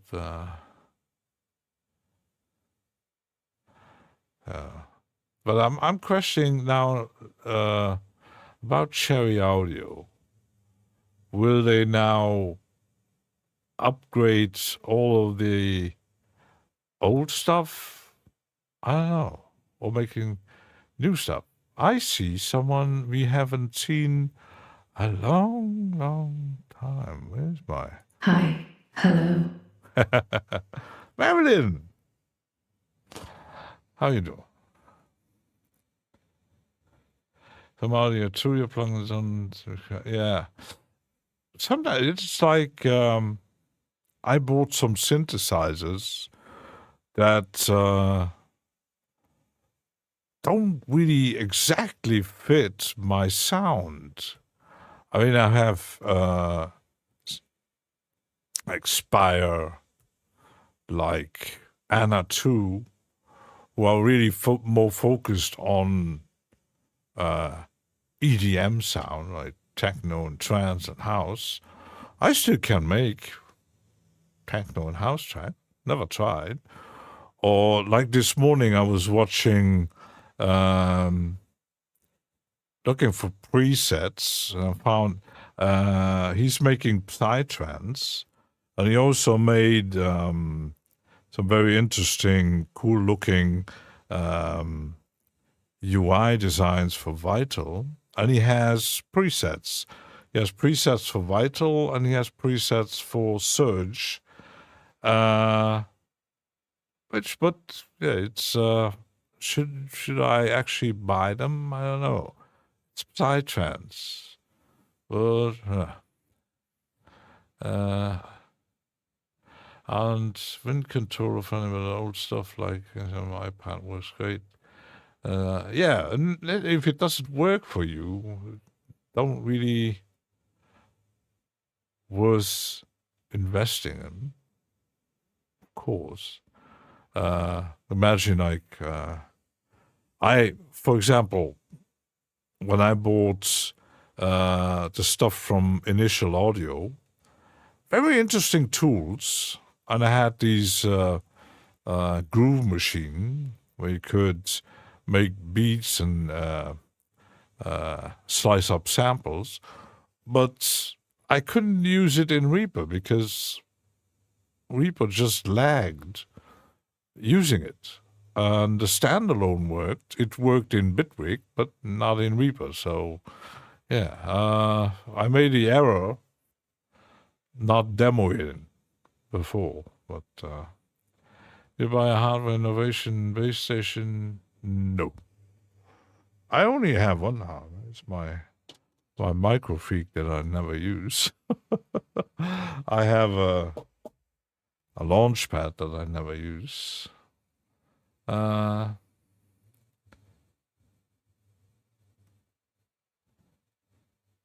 reason is Vital is really good. It has your own sound. Yeah, Vital. I bought. I like Vital. Actually, I bought tons of presets for it. They all sound pretty good. All kinds of preset makers. I buy a preset. Yeah, I'm about the microfreak. I wanted to have a hardware synthesizer. But yeah, my budget isn't. Yeah, I could save up money to buy something. At some point, I wanted to buy that ASM synthesizer, which wasn't too big. It sounded pretty cool. And then I said, maybe a bit too expensive. And then the microfreak, well, it's not too expensive, looks cool. And then when I got it, okay, odd sound. Yeah, you can load some presets in. But what I didn't like is going through presets. I'm not a sound designer, so yeah, I switched around with the buttons and stuff, and I didn't like how it sounds. I gotta stick with my plugins that actually work, but yeah. Why anybody would buy a microphone with an ASM Explorer 600?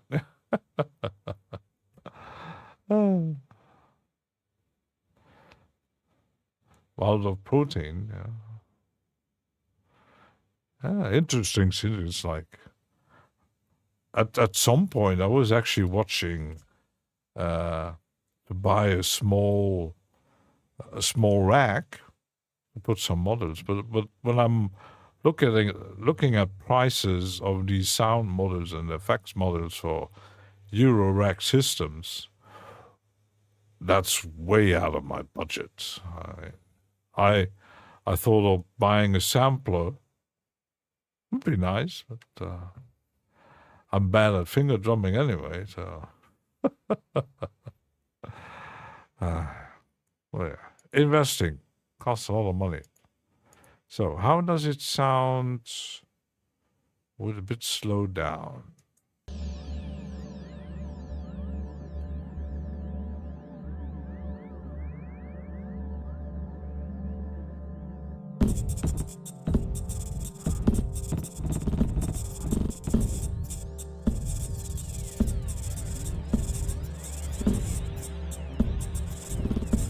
That actually sounds better. So now we need some I wanted to add another track here. Let's see.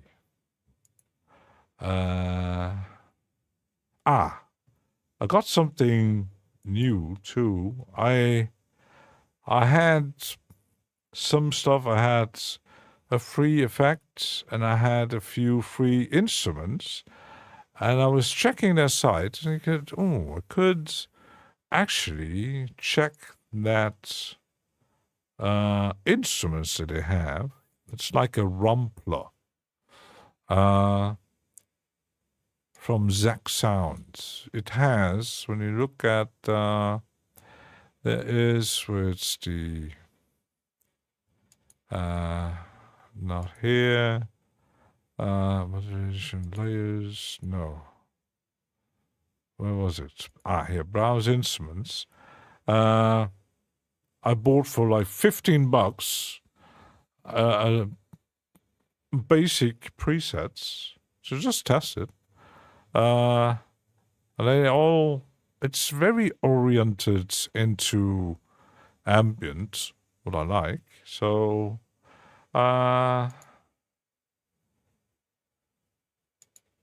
let's play around with some.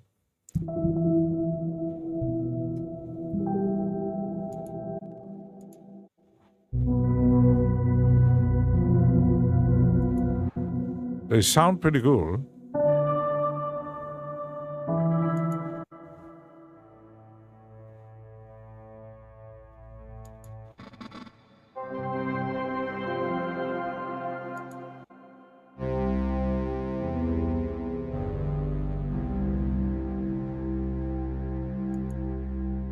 Could use that one.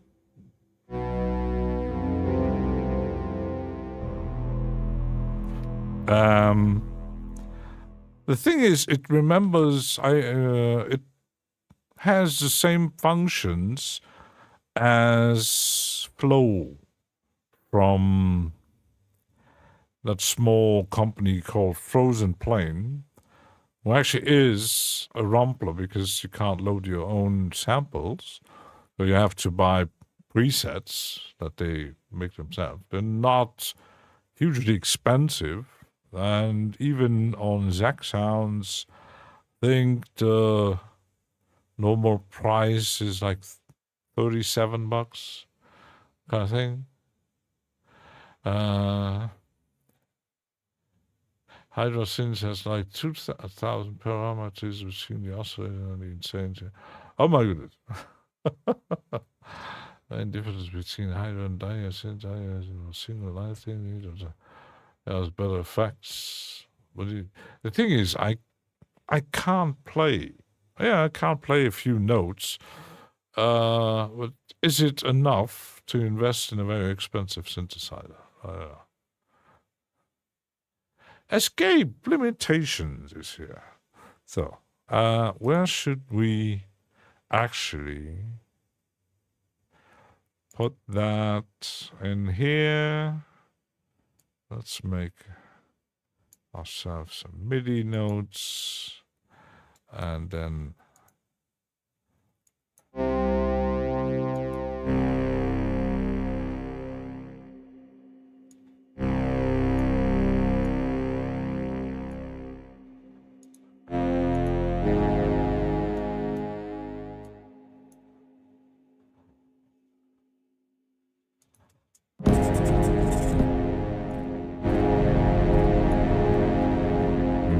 maybe chord is too much.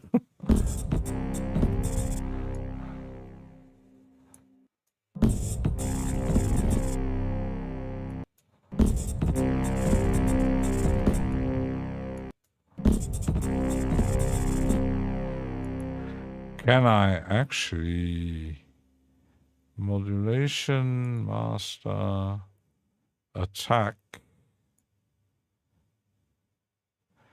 Huh.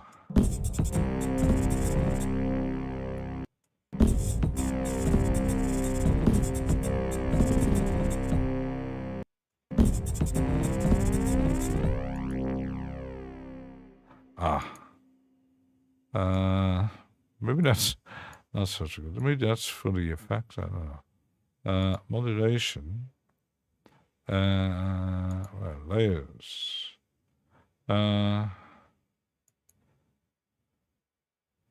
So you can't change textures. I'll use multiple, probably built-in samplers. The same goes for the flow. What is that? Wavetables. Now, if I change the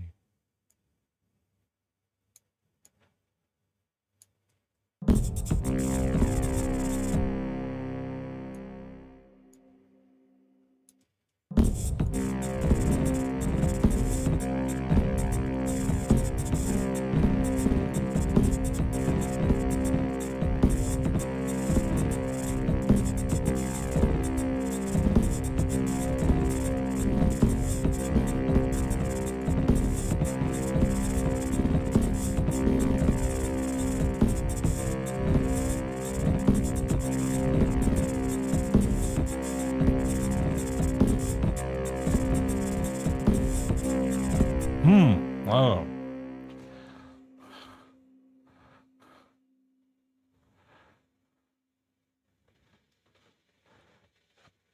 Escape buys from...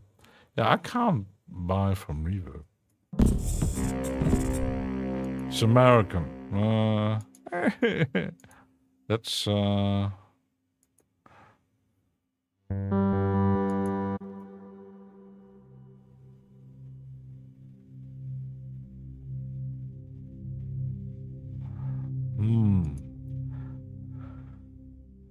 I like that one. Let's try this one, but this time with a chord there.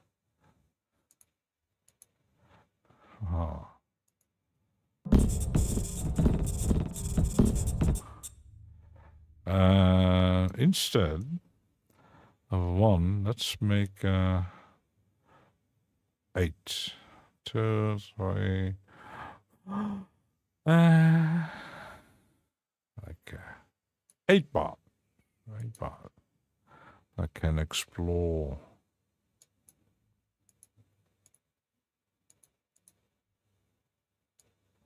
some chords here. Make a kind of a drone thing.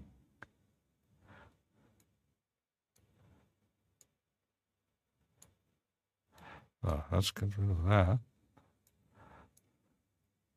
Make them longer and duplicate.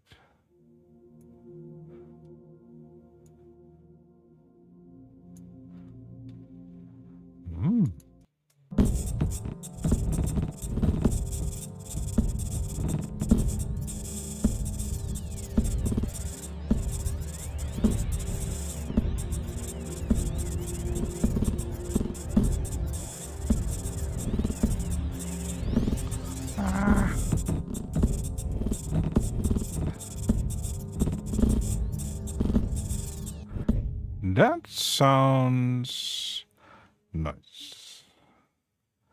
Let's make it like this. Copy. Oops. I wanted to have everything copied over.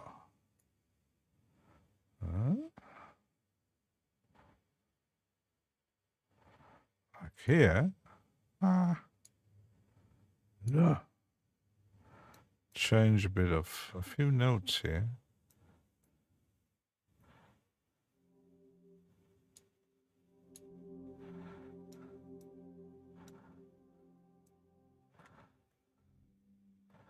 So, Floppy Winkle. That's a first name. Whee!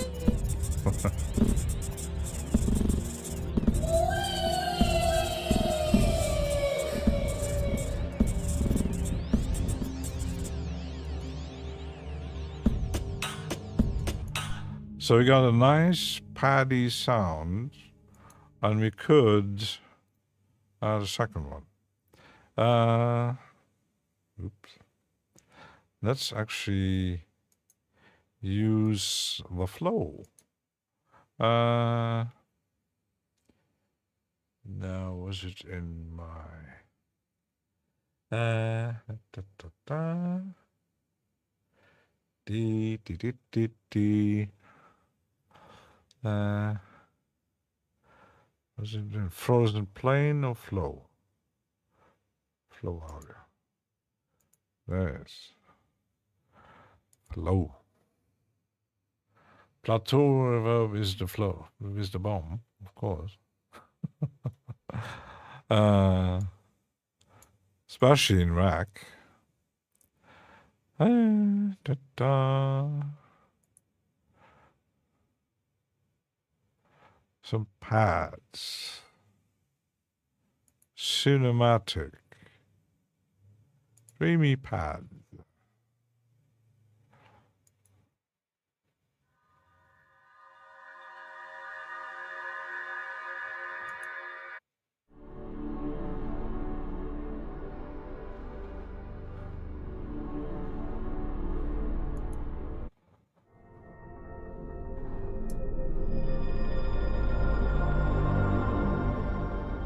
Ooh.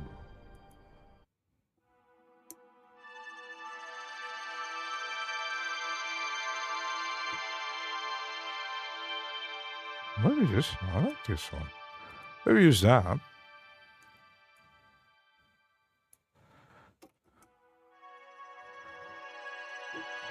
Yes. Let's use that. Yeah, virtual for effects only. I tried that once. Well, I'm pretty bad at patching, but if you build what he needs, no matter how weird or crazy it is.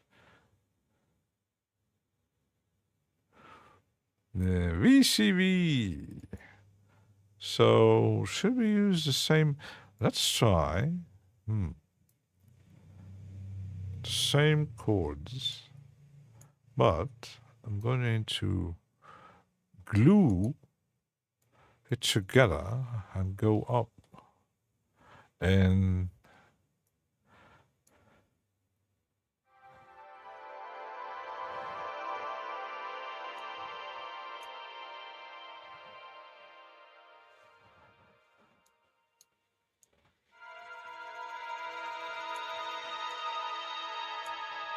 like this.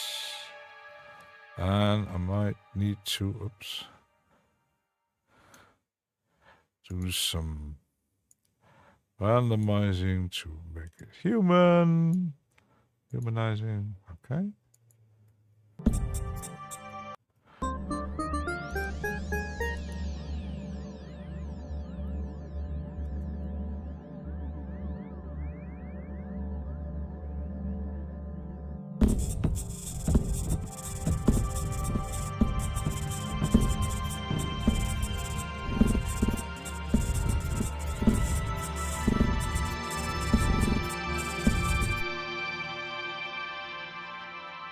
That sounds very nice. Let's put that between those.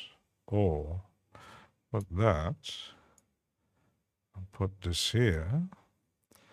And do some. Let's glue that. Haha. I'm going to put some variations in.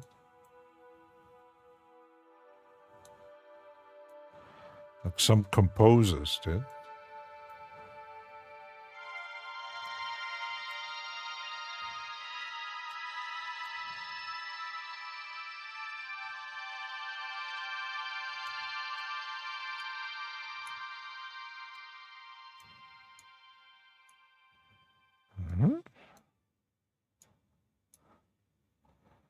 Okay.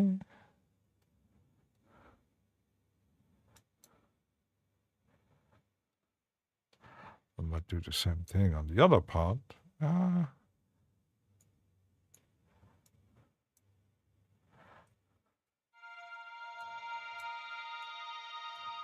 Got some variations here. Hello.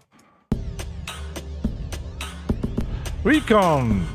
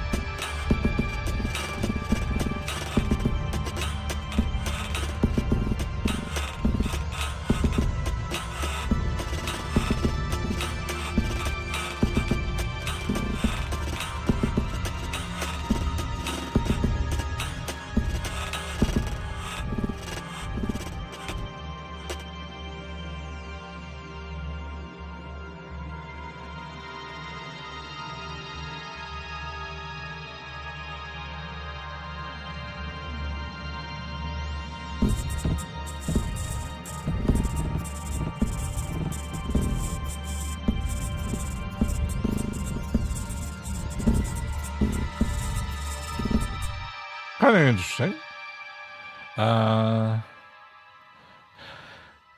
If we get anything going next, I heard that they needed a break. I didn't hear anything about whether they're coming back. Yeah, I know that one of the twins is a bit indicating they're not a musician, interested more in the horses.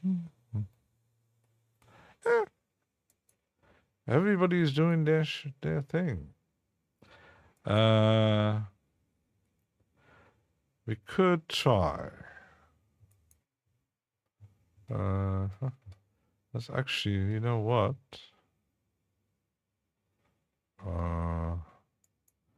We could add effects separately or add effects not effectively.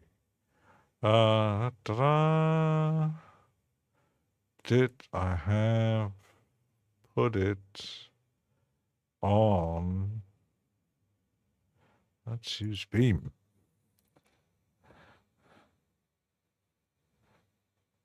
Keeping us in limbo.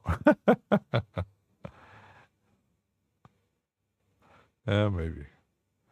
See, the thing is, we talked about that. It's especially when you think they did stream for a whole year. I couldn't do that because even I sometimes I don't have the. Well, I don't feel like streaming today, or you got sick, or whatever happens, and it's like with the influencers thing, people losing motivation. It's like the normal daily work you do.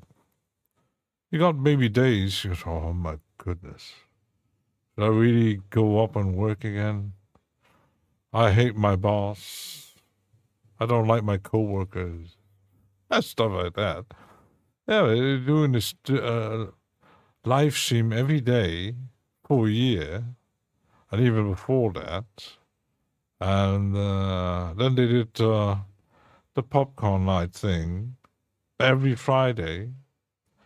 And I know that Marilyn came up with the idea with the something else on Saturdays, but that didn't look like very successful. But that's the thing. I mean, sometimes you get an idea, it doesn't drop with other people. I don't know. Popcorn Night was quite successful. It's like the hardware jams, but yeah, maybe with all the losing a bit of, I don't know. That's their thing. I hope they don't stop completely. If Marion's still there, they would know.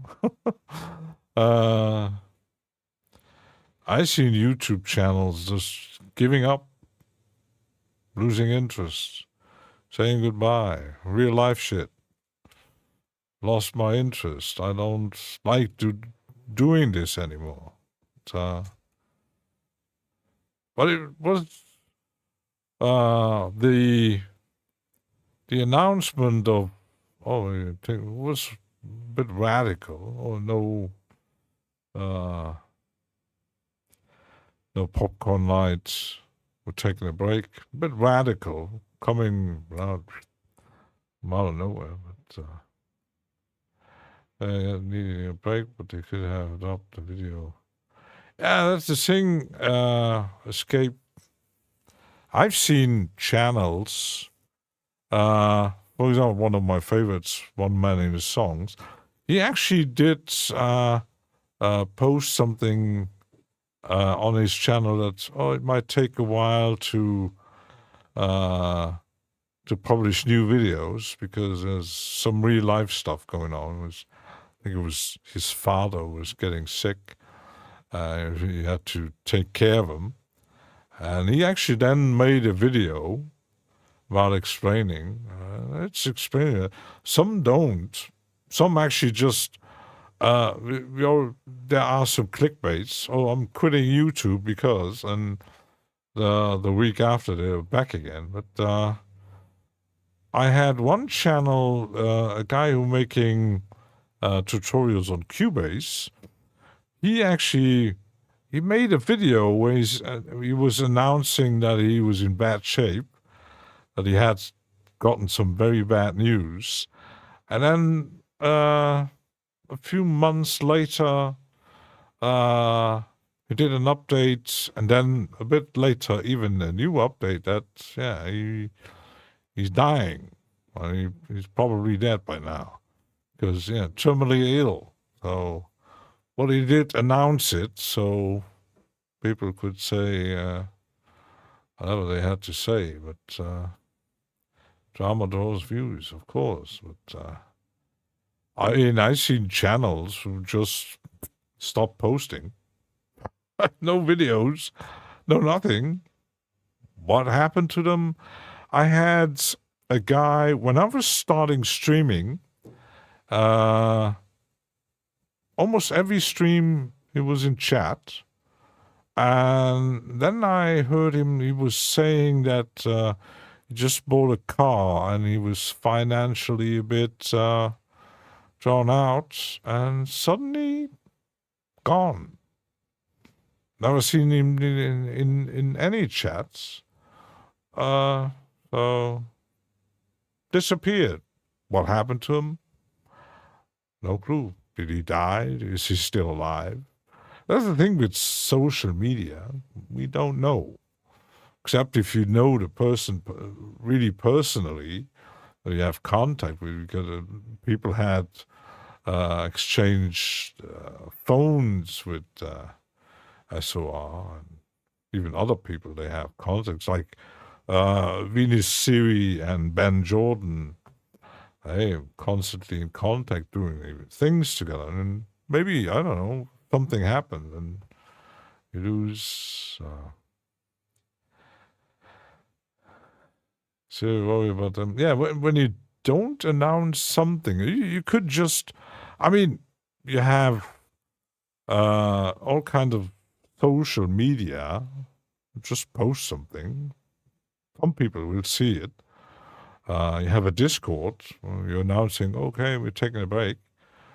But nothing, that will get people worried, of course. But even John from Reaper blog, he was slowing down. He was doing his once a week, I think it was, or once a month. his live streams, and he was between those, he was making videos about Reaper, and apparently it looked like he's losing interest. But he didn't announce anything. Suddenly he did a few videos about Reaper updates, and that's it. No streams, and he made a second channel where he actually biking around Canada. So it doesn't draw that much attention. He was known for the Reaper blog, but yeah, it happens.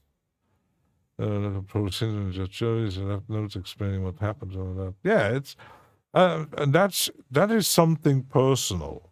I mean, and the problem is, I have a Discord. SOR has a Discord. I don't know about many others, but some people don't like using it.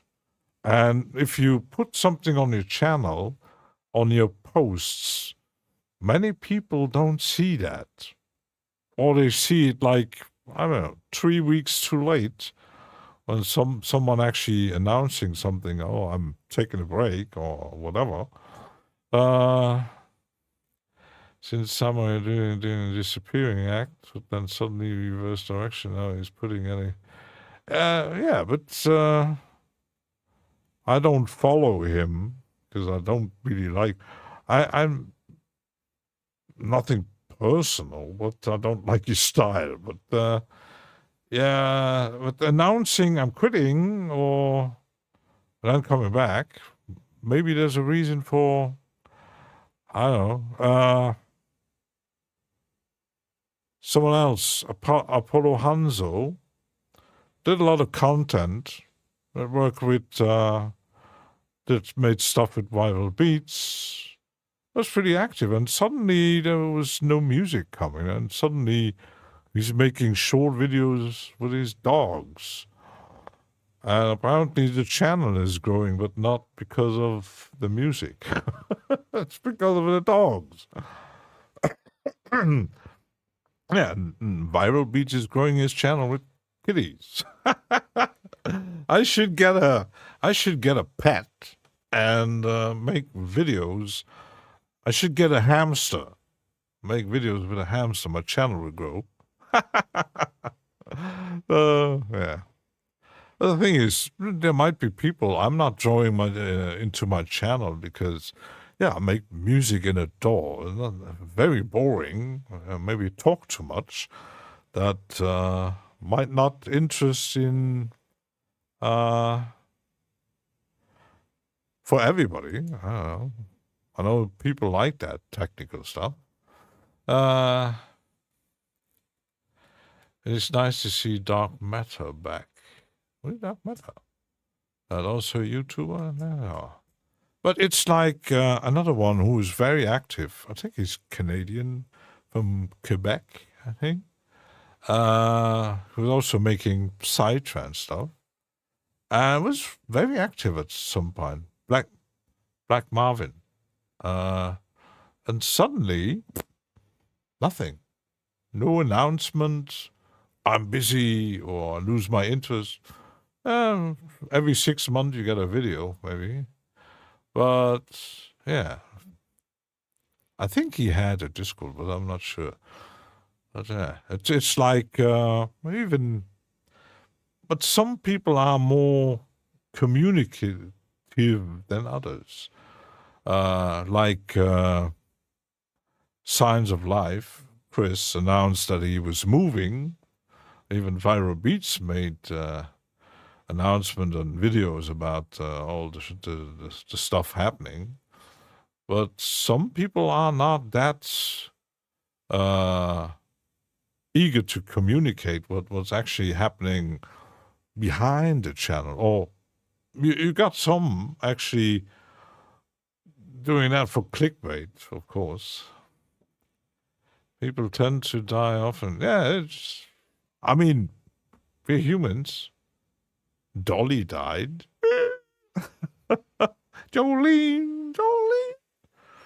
Who could imagine that she died? But we're only humans. We're not robots. We tend to disappear, and yeah, and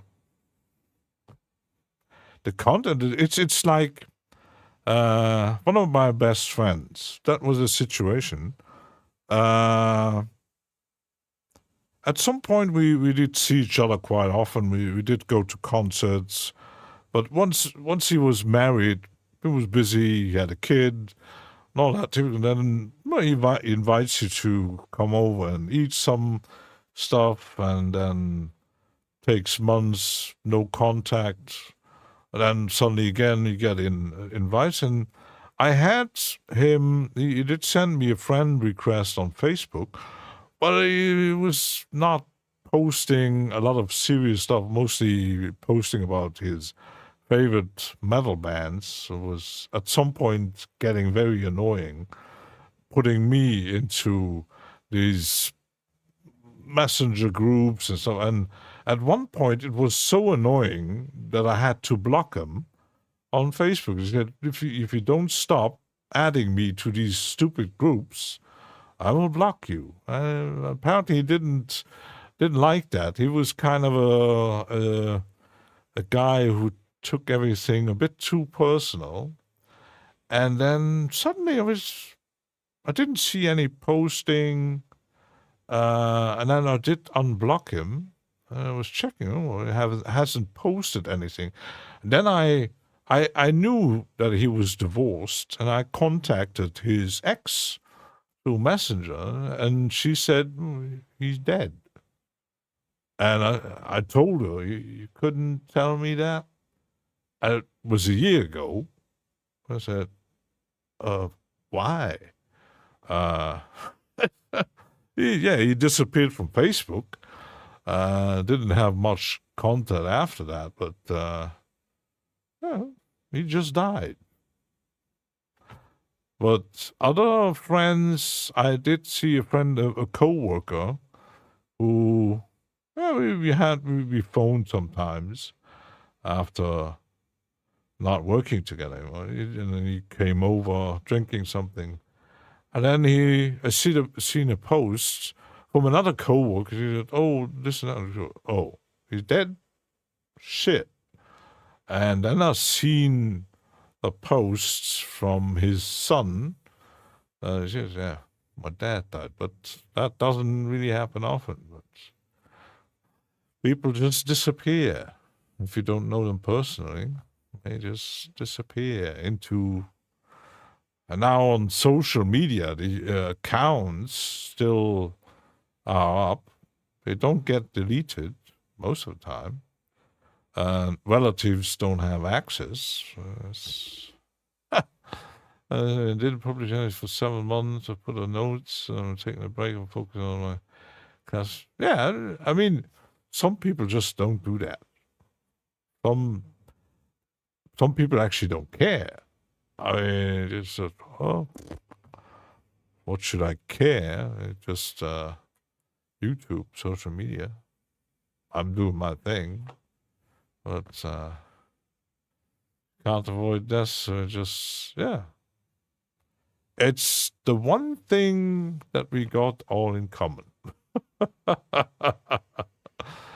Oh yeah, it's nothing lasts forever. Some people leave, we call it, some people leave paintings behind, music, books, movies, actors and stuff. A legacy, what you call it. But some people, they just fade away. They just big on. I know that one day I will be gone. But, some actually live by that. So I did load Beam. Yeah, I did load it. So I might just let's take a short break. I need to drink something. I need to well, that's taxes and losing teeth. Exactly. Be right back.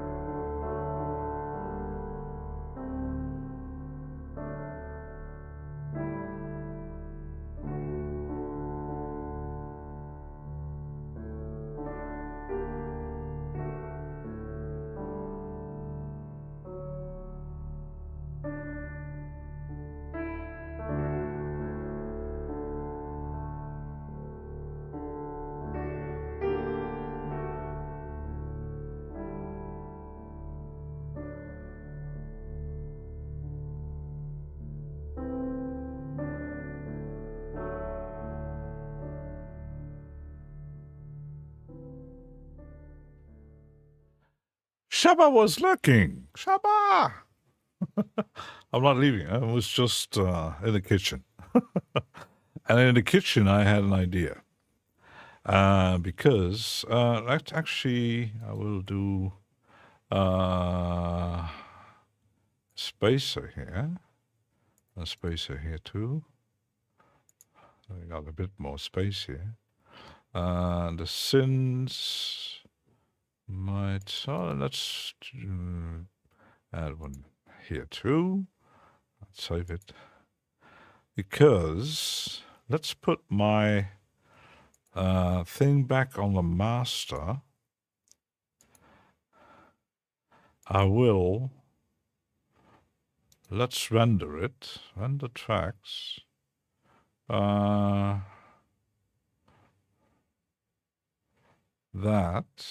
Okay. I'm gonna render the drums. I hope it's working. It's not breaking down. But it looks like it's will break down. It's a bad sign. That's a very bad sign. It will break down. Probes! I don't know. I think my Reaper is breaking.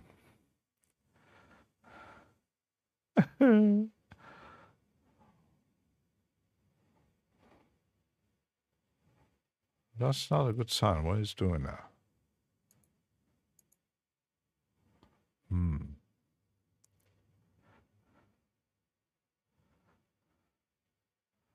Did I take too much resources? I don't know. Not really, but not using the CPU though.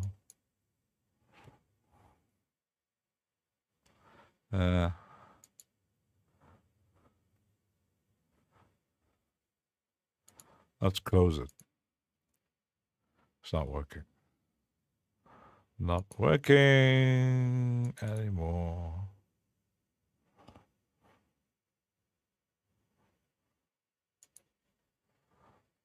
That's a bad sign. I'm doing it. I'm doing fine. Undercover librarian.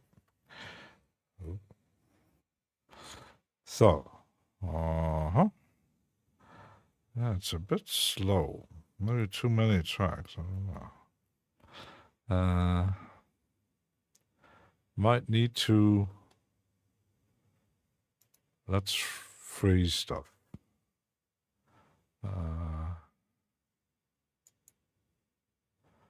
Let's freeze my mono here. Okay. Let's freeze my...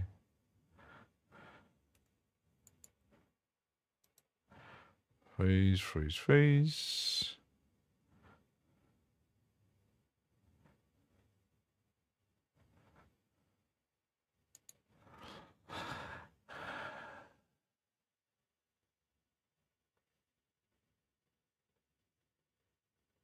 No scary smart. So until now, that freezing works. I wonder why the drums were making problems. That's not good. Let's save it. Put back my... Save it again. To be sure, and let's try freezing. Freeze.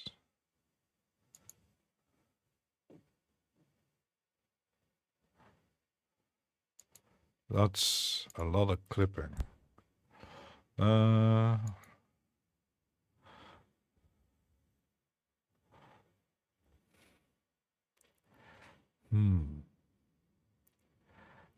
You know what? I'm going to put a volume on that.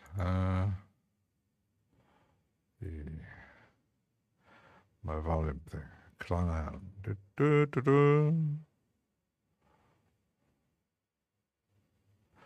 To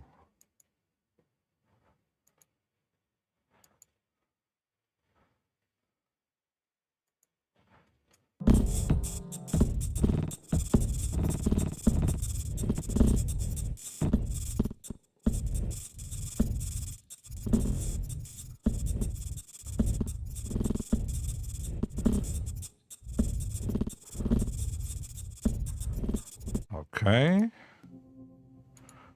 Save it. Freeze it again.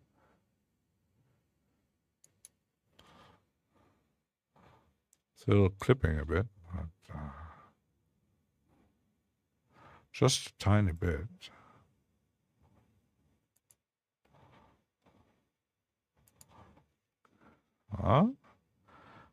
So.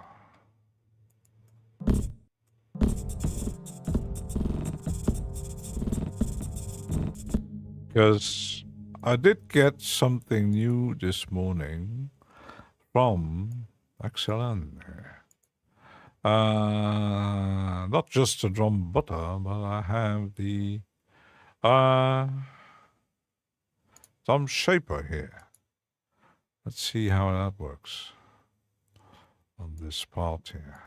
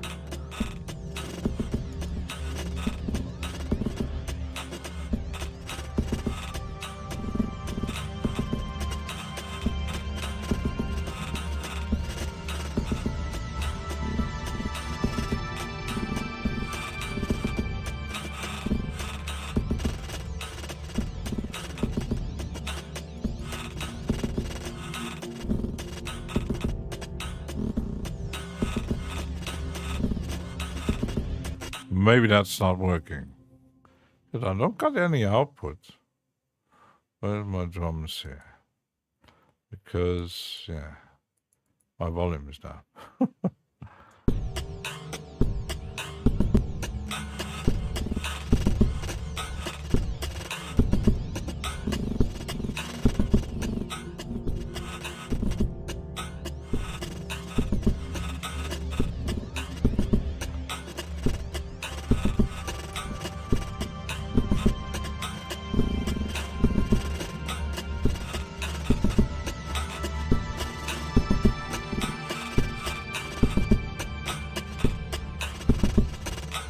Okay.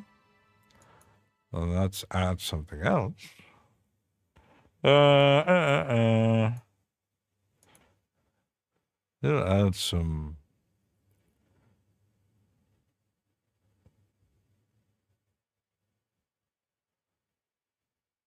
interesting stuff.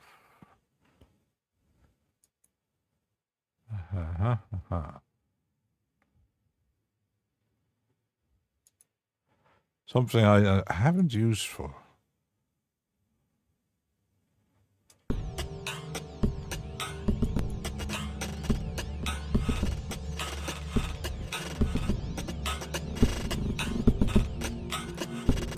Nah.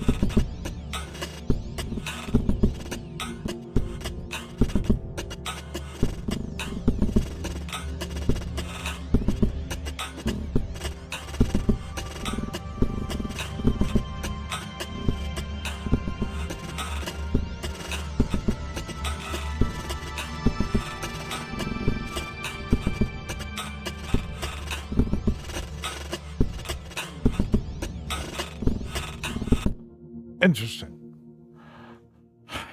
I'm bad at compression. Overall, your teeth are well. There are some presets. General drums. Crack the heights. High transient kick shift.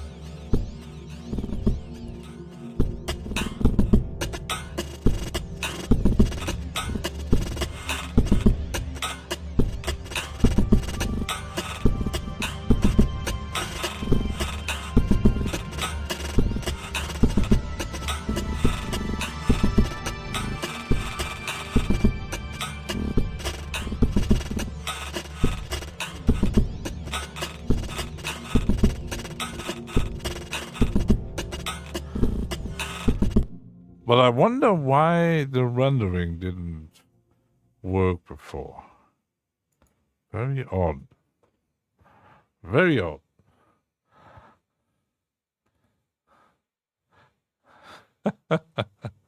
Pose is losing. Pose is losing teeth.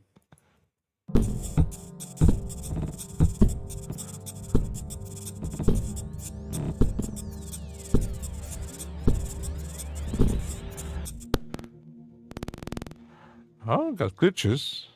So, I might use the beam on the flow, and something else.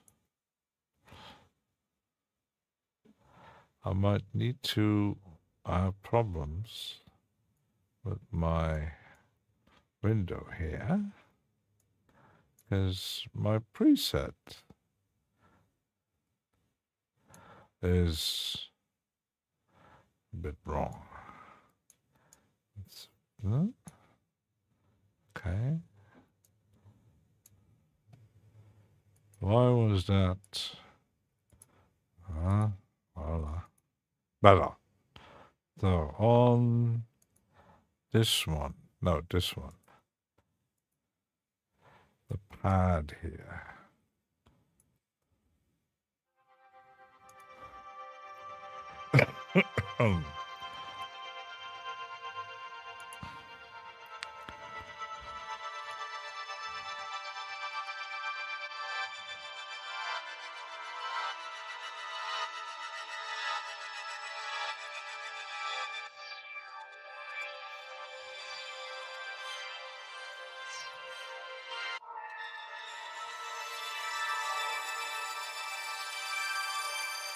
Sounds nice.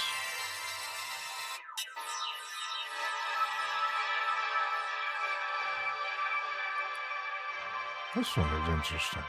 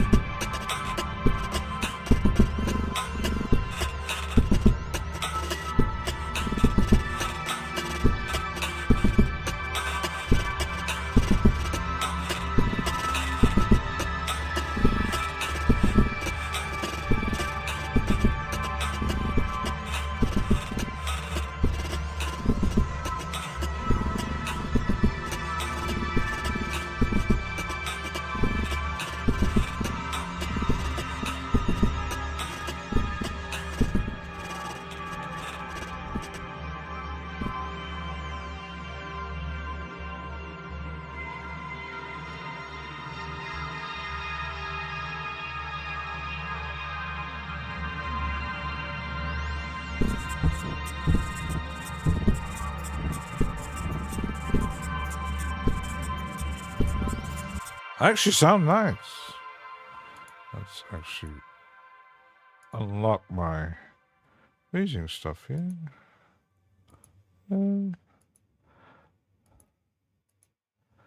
Freezing is nice, but I don't like when it's blocking everything. Which is a bit annoying. So let's listen from the beginning. And I think my neighbors are still doing their arranging here. Because they be moving out. I don't know where and why, but I don't care. But I'm actually happy that they're actually moving out, because apparently they didn't like my music or my TV noise.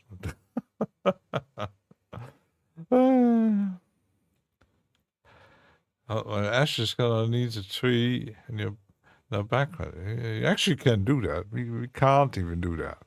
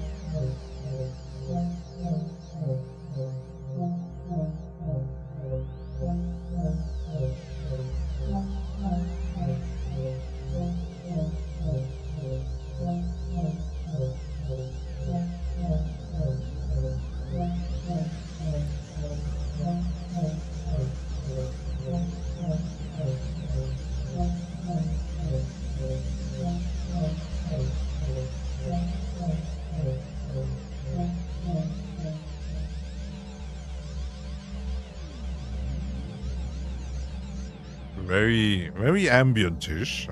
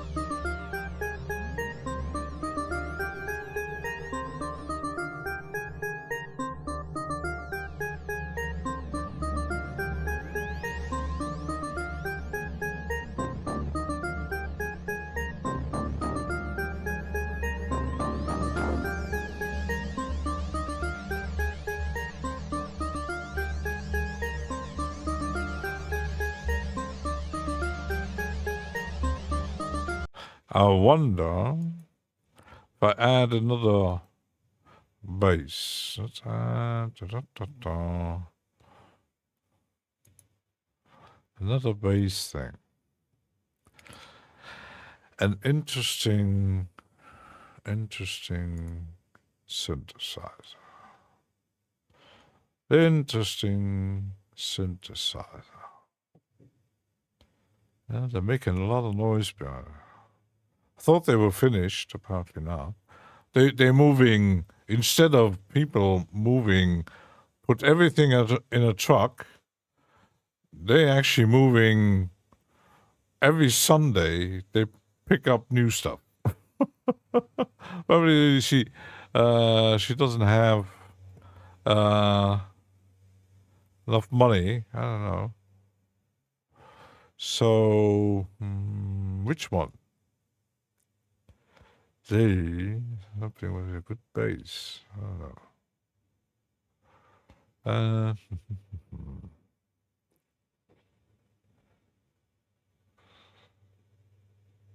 to just go through. The Atomica, maybe. Distortion. Need some second bass. Oh. Why is it so small? That's odd. Why was that so small? Bass.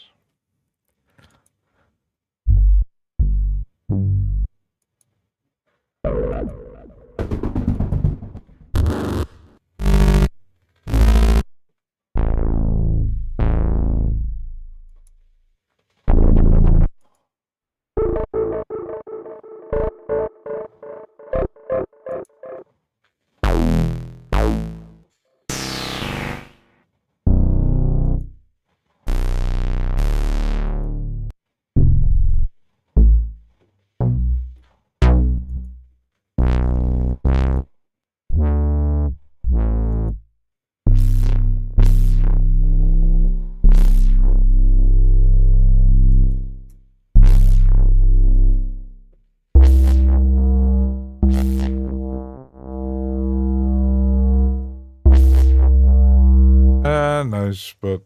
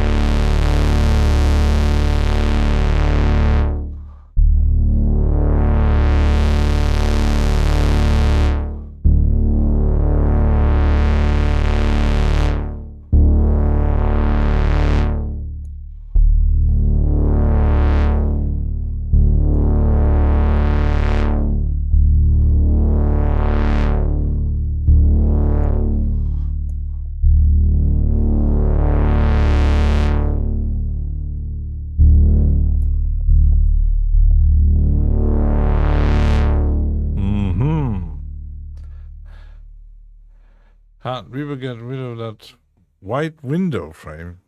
Sadly, don't. Nah. That's the same thing people asking. The thing is, and it happens. You mean on the plugin itself? It depends on how you open it. Uncle Chrome, how you doing in sunny Maryland? You haven't gone deep into Atomica. I actually like Atomica. It's gnarly. It depends on how you open the plugin, because if I click on this, it opens on the standard Reaper plugin windows, but you can open it without it if I click on the mixer. But it does happen that sometimes with certain plugins that it's better to open it on the channel this way instead of by itself. It depends on your workflow, but also on the plugin. But yes, if you like to have it alone, so that's why I have my mixer open instead of... there is a way to open it on the track panel, but then I have to make the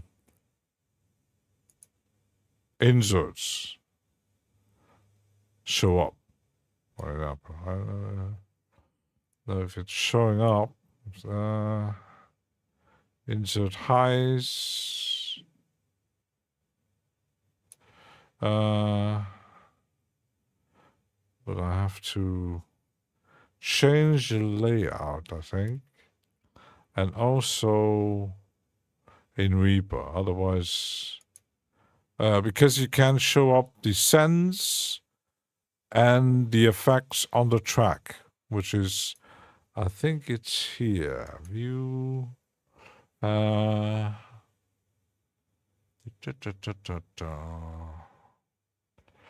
They show. Or was it the options?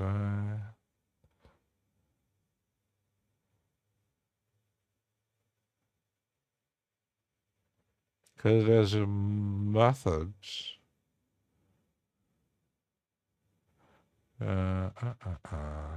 Here. Show sends, show effects. Okay, now it's actually showing. When size permits, I do it longer. Then I have to show it here. Sends.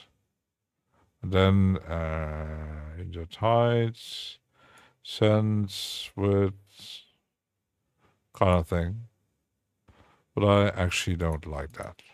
I had it for a while, but as I have the mixer always open, I keep it that way. So actually, let's see, open show effects track. I can actually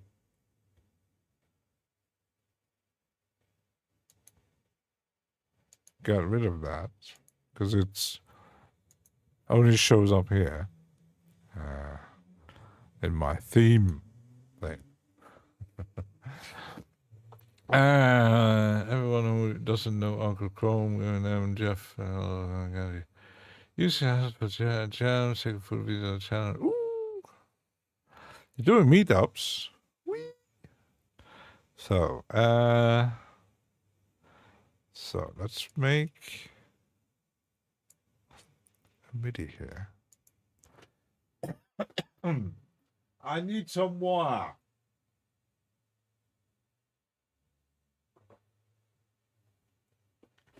Talking too much.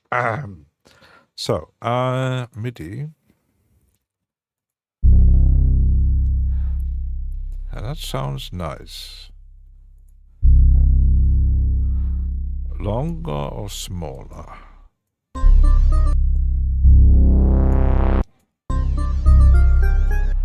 Longer. Even longer.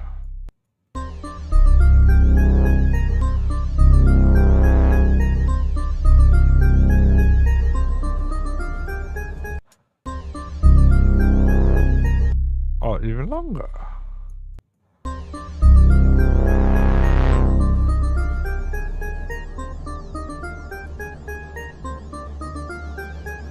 Then just to make it more interesting here, I'll copy that over. Got some basses going on here. Okay. And here. I'll copy these over. And do one over here. But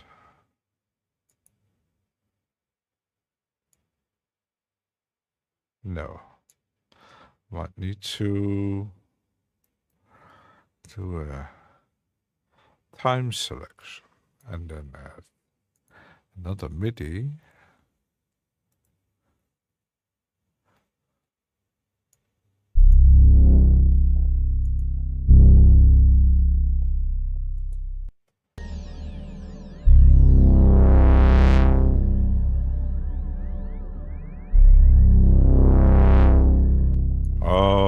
Okay, that sounds good. I think paid VCVS and some extra modules they sell. Otherwise, yeah, VCVS. VST. A little bit of a downside, yeah, there is also a subscription model now, which I not really like. But I was planning at some point getting the VST version, but I'm wondering why. I'm really bad at patching anyway. But would be nice as a special effect or building instruments. Maybe someday. I don't know. When I'm as good as Uncle Chrome. Let's go back to here.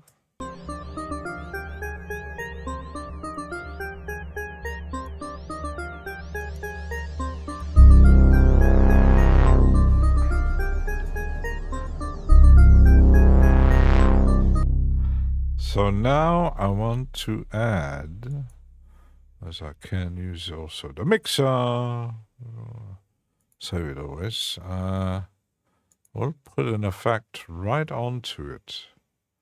Either a delay or a reverb. So that is plate.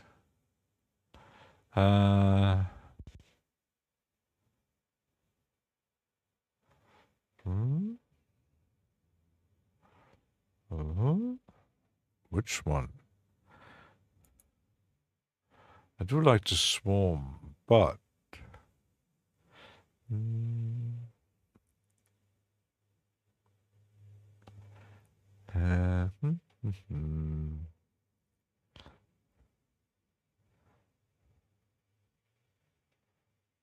not to comment.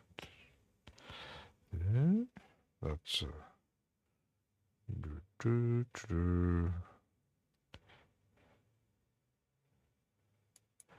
could stay with Cherry. This one always good. You can make tracks that really ahead of me. Just on any. The thing is, Uncle Chrome, everybody has their thing. Either some people are good dollars, some good beasts with MPC samplers, some can have a studio with 200 synthesizers and create a track with that. Some are wizards in Ableton or Bitwig or in a DAW. I see people doing patches in VCV rack or even a hardware modular system. Even if I had the money to actually buy a modular system, I probably would take months to actually get anything out of it because it's so different to what I'm using. So that's the pretty normal hardware because it was a dive into VCV3. To search the VCD hardware clone, I got 390 bucks. Just 390? That's not a lot. Yeah, and that's I mean, I have over 1,000 plugins, all kinds, instruments and effects. That's still, when you install just the free ones, not even the paid modules in VCV, you got over 4,000 modules. I don't know how much voltage modular has. When you compare it to the modular system from AAS, that is nothing compared to those two.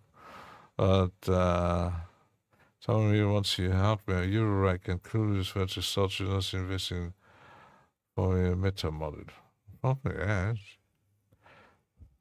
And the thing is, it's not that the principle actually.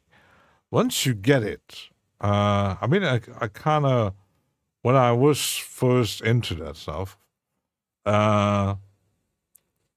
it has the same concept as a synthesizer, hardware or software, or the effects. It's just in a DAW, you add your modulation lanes, you tweak your things, but most modulations is either internal in the plugin or external in your DAW or through a MIDI device, whatever. Some people actually tweak these things live while recording, but yeah, modular system actually you have the same principle. You got the oscillators, and you got the LFOs and the effects, and everything is modulating everything. But it's the crazy possibilities to just patch around to modulate every other thing. You could do it in a DAW, of course, but you would spend, I don't know how much time in it to do the same patches, and it's you can make it free running, and still it changes, because in a DAW you get to some point where you either have to modulate everything or to put so much stuff in there to make it still interesting, because the self-generating stuff is very typical to a modular system. The sequences, the effects, and all that. Well, it's a territory I actually don't want to get into. Not really. Let's make a selection here.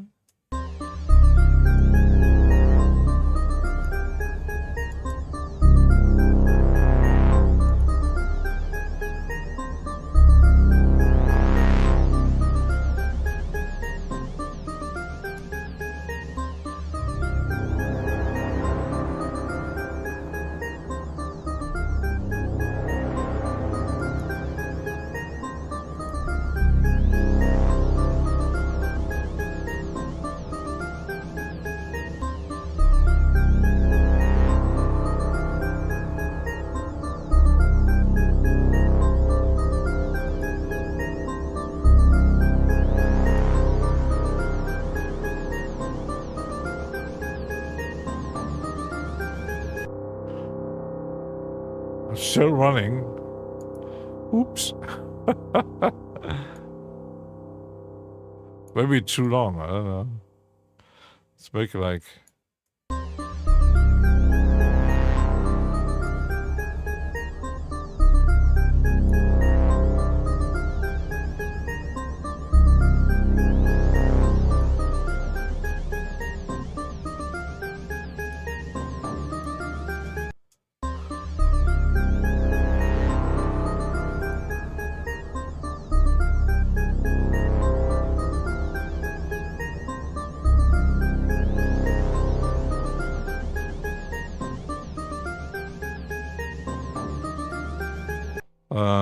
might need a volume bit, or let's add some EQ.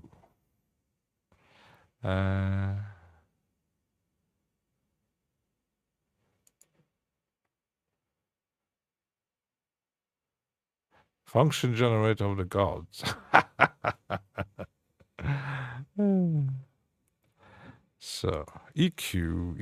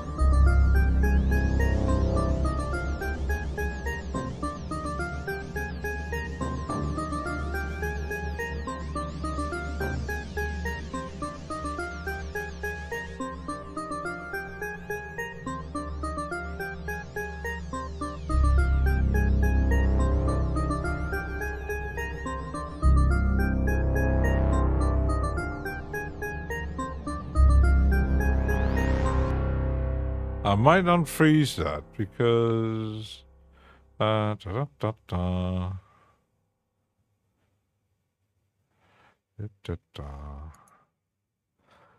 because bass.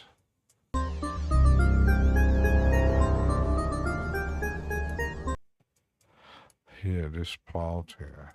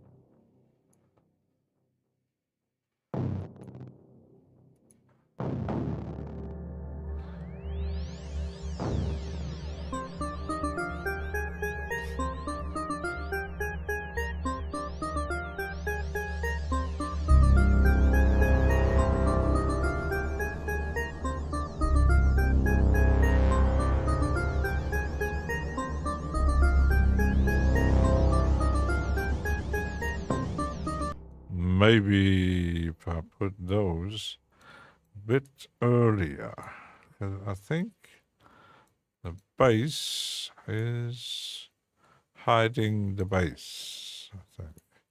Let's try again.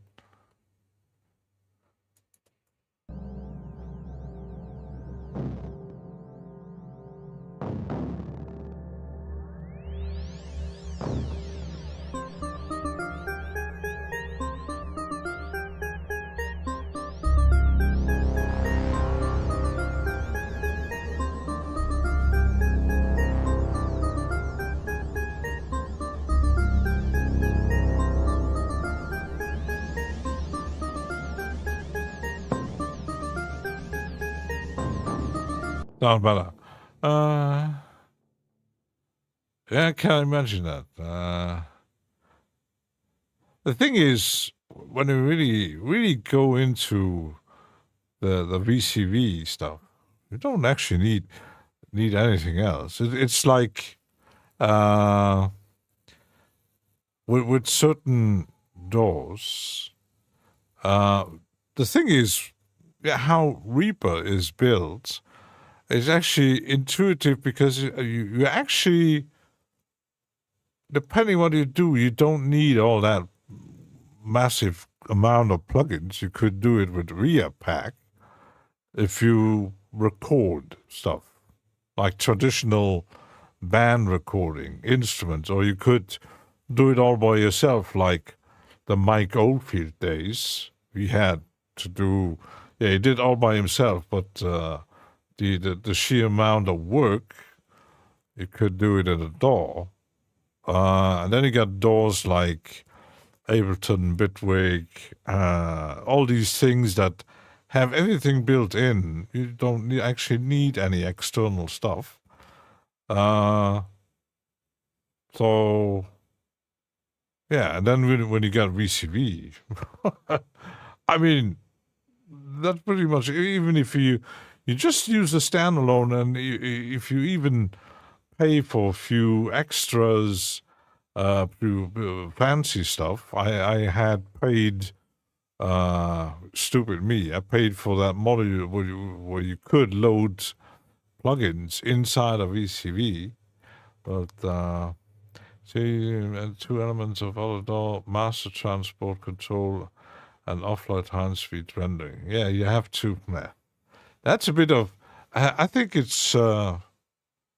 I do get the concept, because VCV in software is nothing else than a Eurorack modular in real life, because you can have a 40,000 euro Eurorack system in hardware, but yeah, you're jamming around and you have no option to record it, like a mixer or a tape recorder or even a DAW where, yes, you can use a PC in Audacity to make the track, and then you don't have a mixer, and then you have actually really getting a proper mixer and Reaper to record your jams.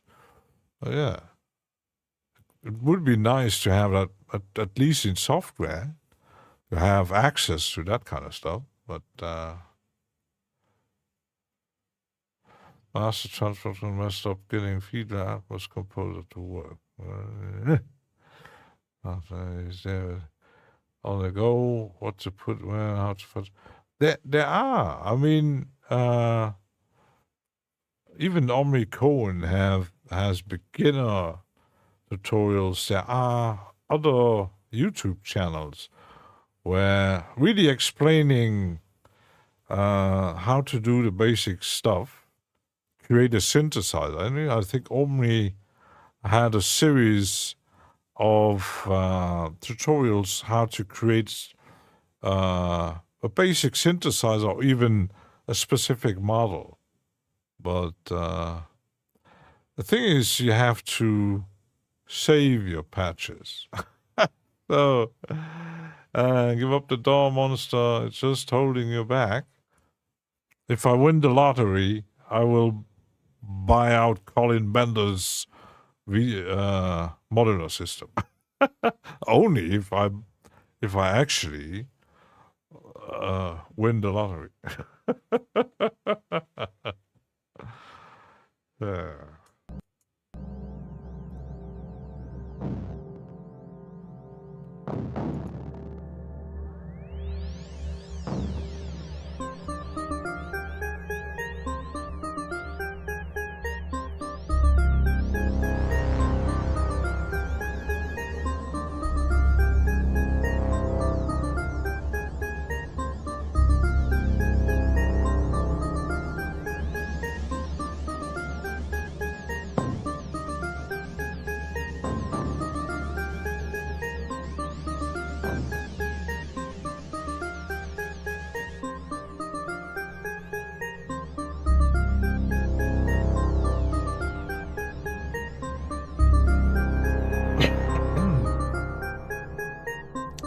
One pocket operator. I could do. I could do. There's one song from my very first record I ever bought as an 11-year-old.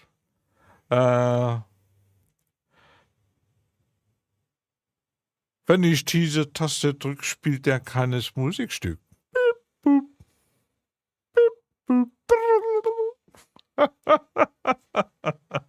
Pocket Calculator. Taschenrechner. Kraftwerk.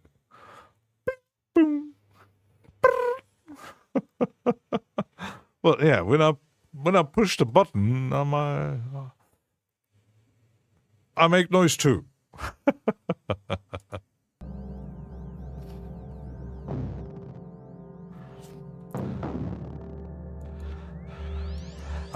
I will. It's like I'm going to be away from keyboard. I will launch the whole shebang so you can listen to the whole shebang and tell if it's good or not. Be right back.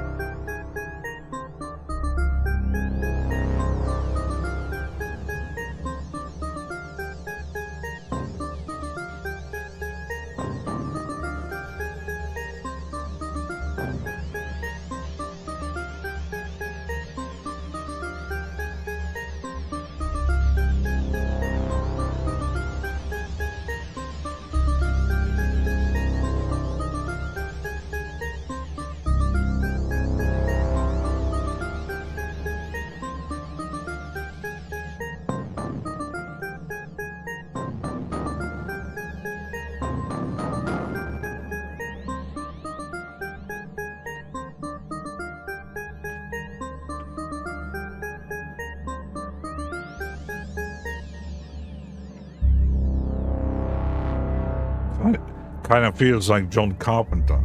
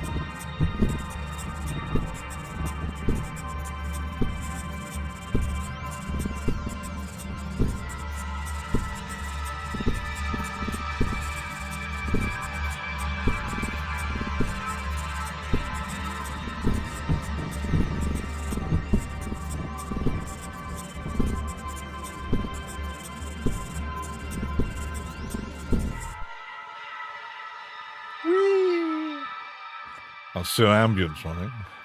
Space station. That must be every time I see Eddie Sonic in his hutch surrounded by thousands of synthesizers and drum machines. I have no clue how he actually knows what's running what. I will be lost. I'm already lost with my range of plugins, but recording studio. How you doing? Yeah, we're gonna wrap things up. So track is pretty ready because I'm planning on a series of tracks, kind of similar setup to make a new record. I haven't gotten any new tracks going on, so ambient-ish, glitchy IDM stuff, make a series. So unfortunately, I also got bit by the modular bug. Oh my god, yeah. Modular systems. Music making, hobbies, money making, money losing. And now for something completely different. Yep.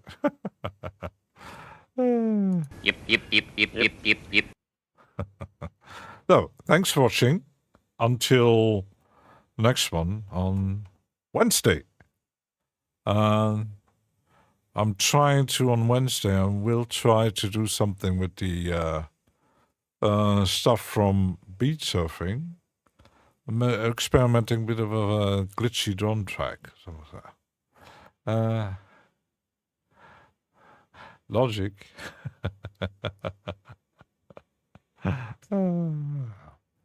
So, until then, have a nice Sunday, day, evening, night, starting day, drinking tea, coffee, eating breakfast, or whatever you do. So, until then, see ya. Where's my goodbye? Whee! First.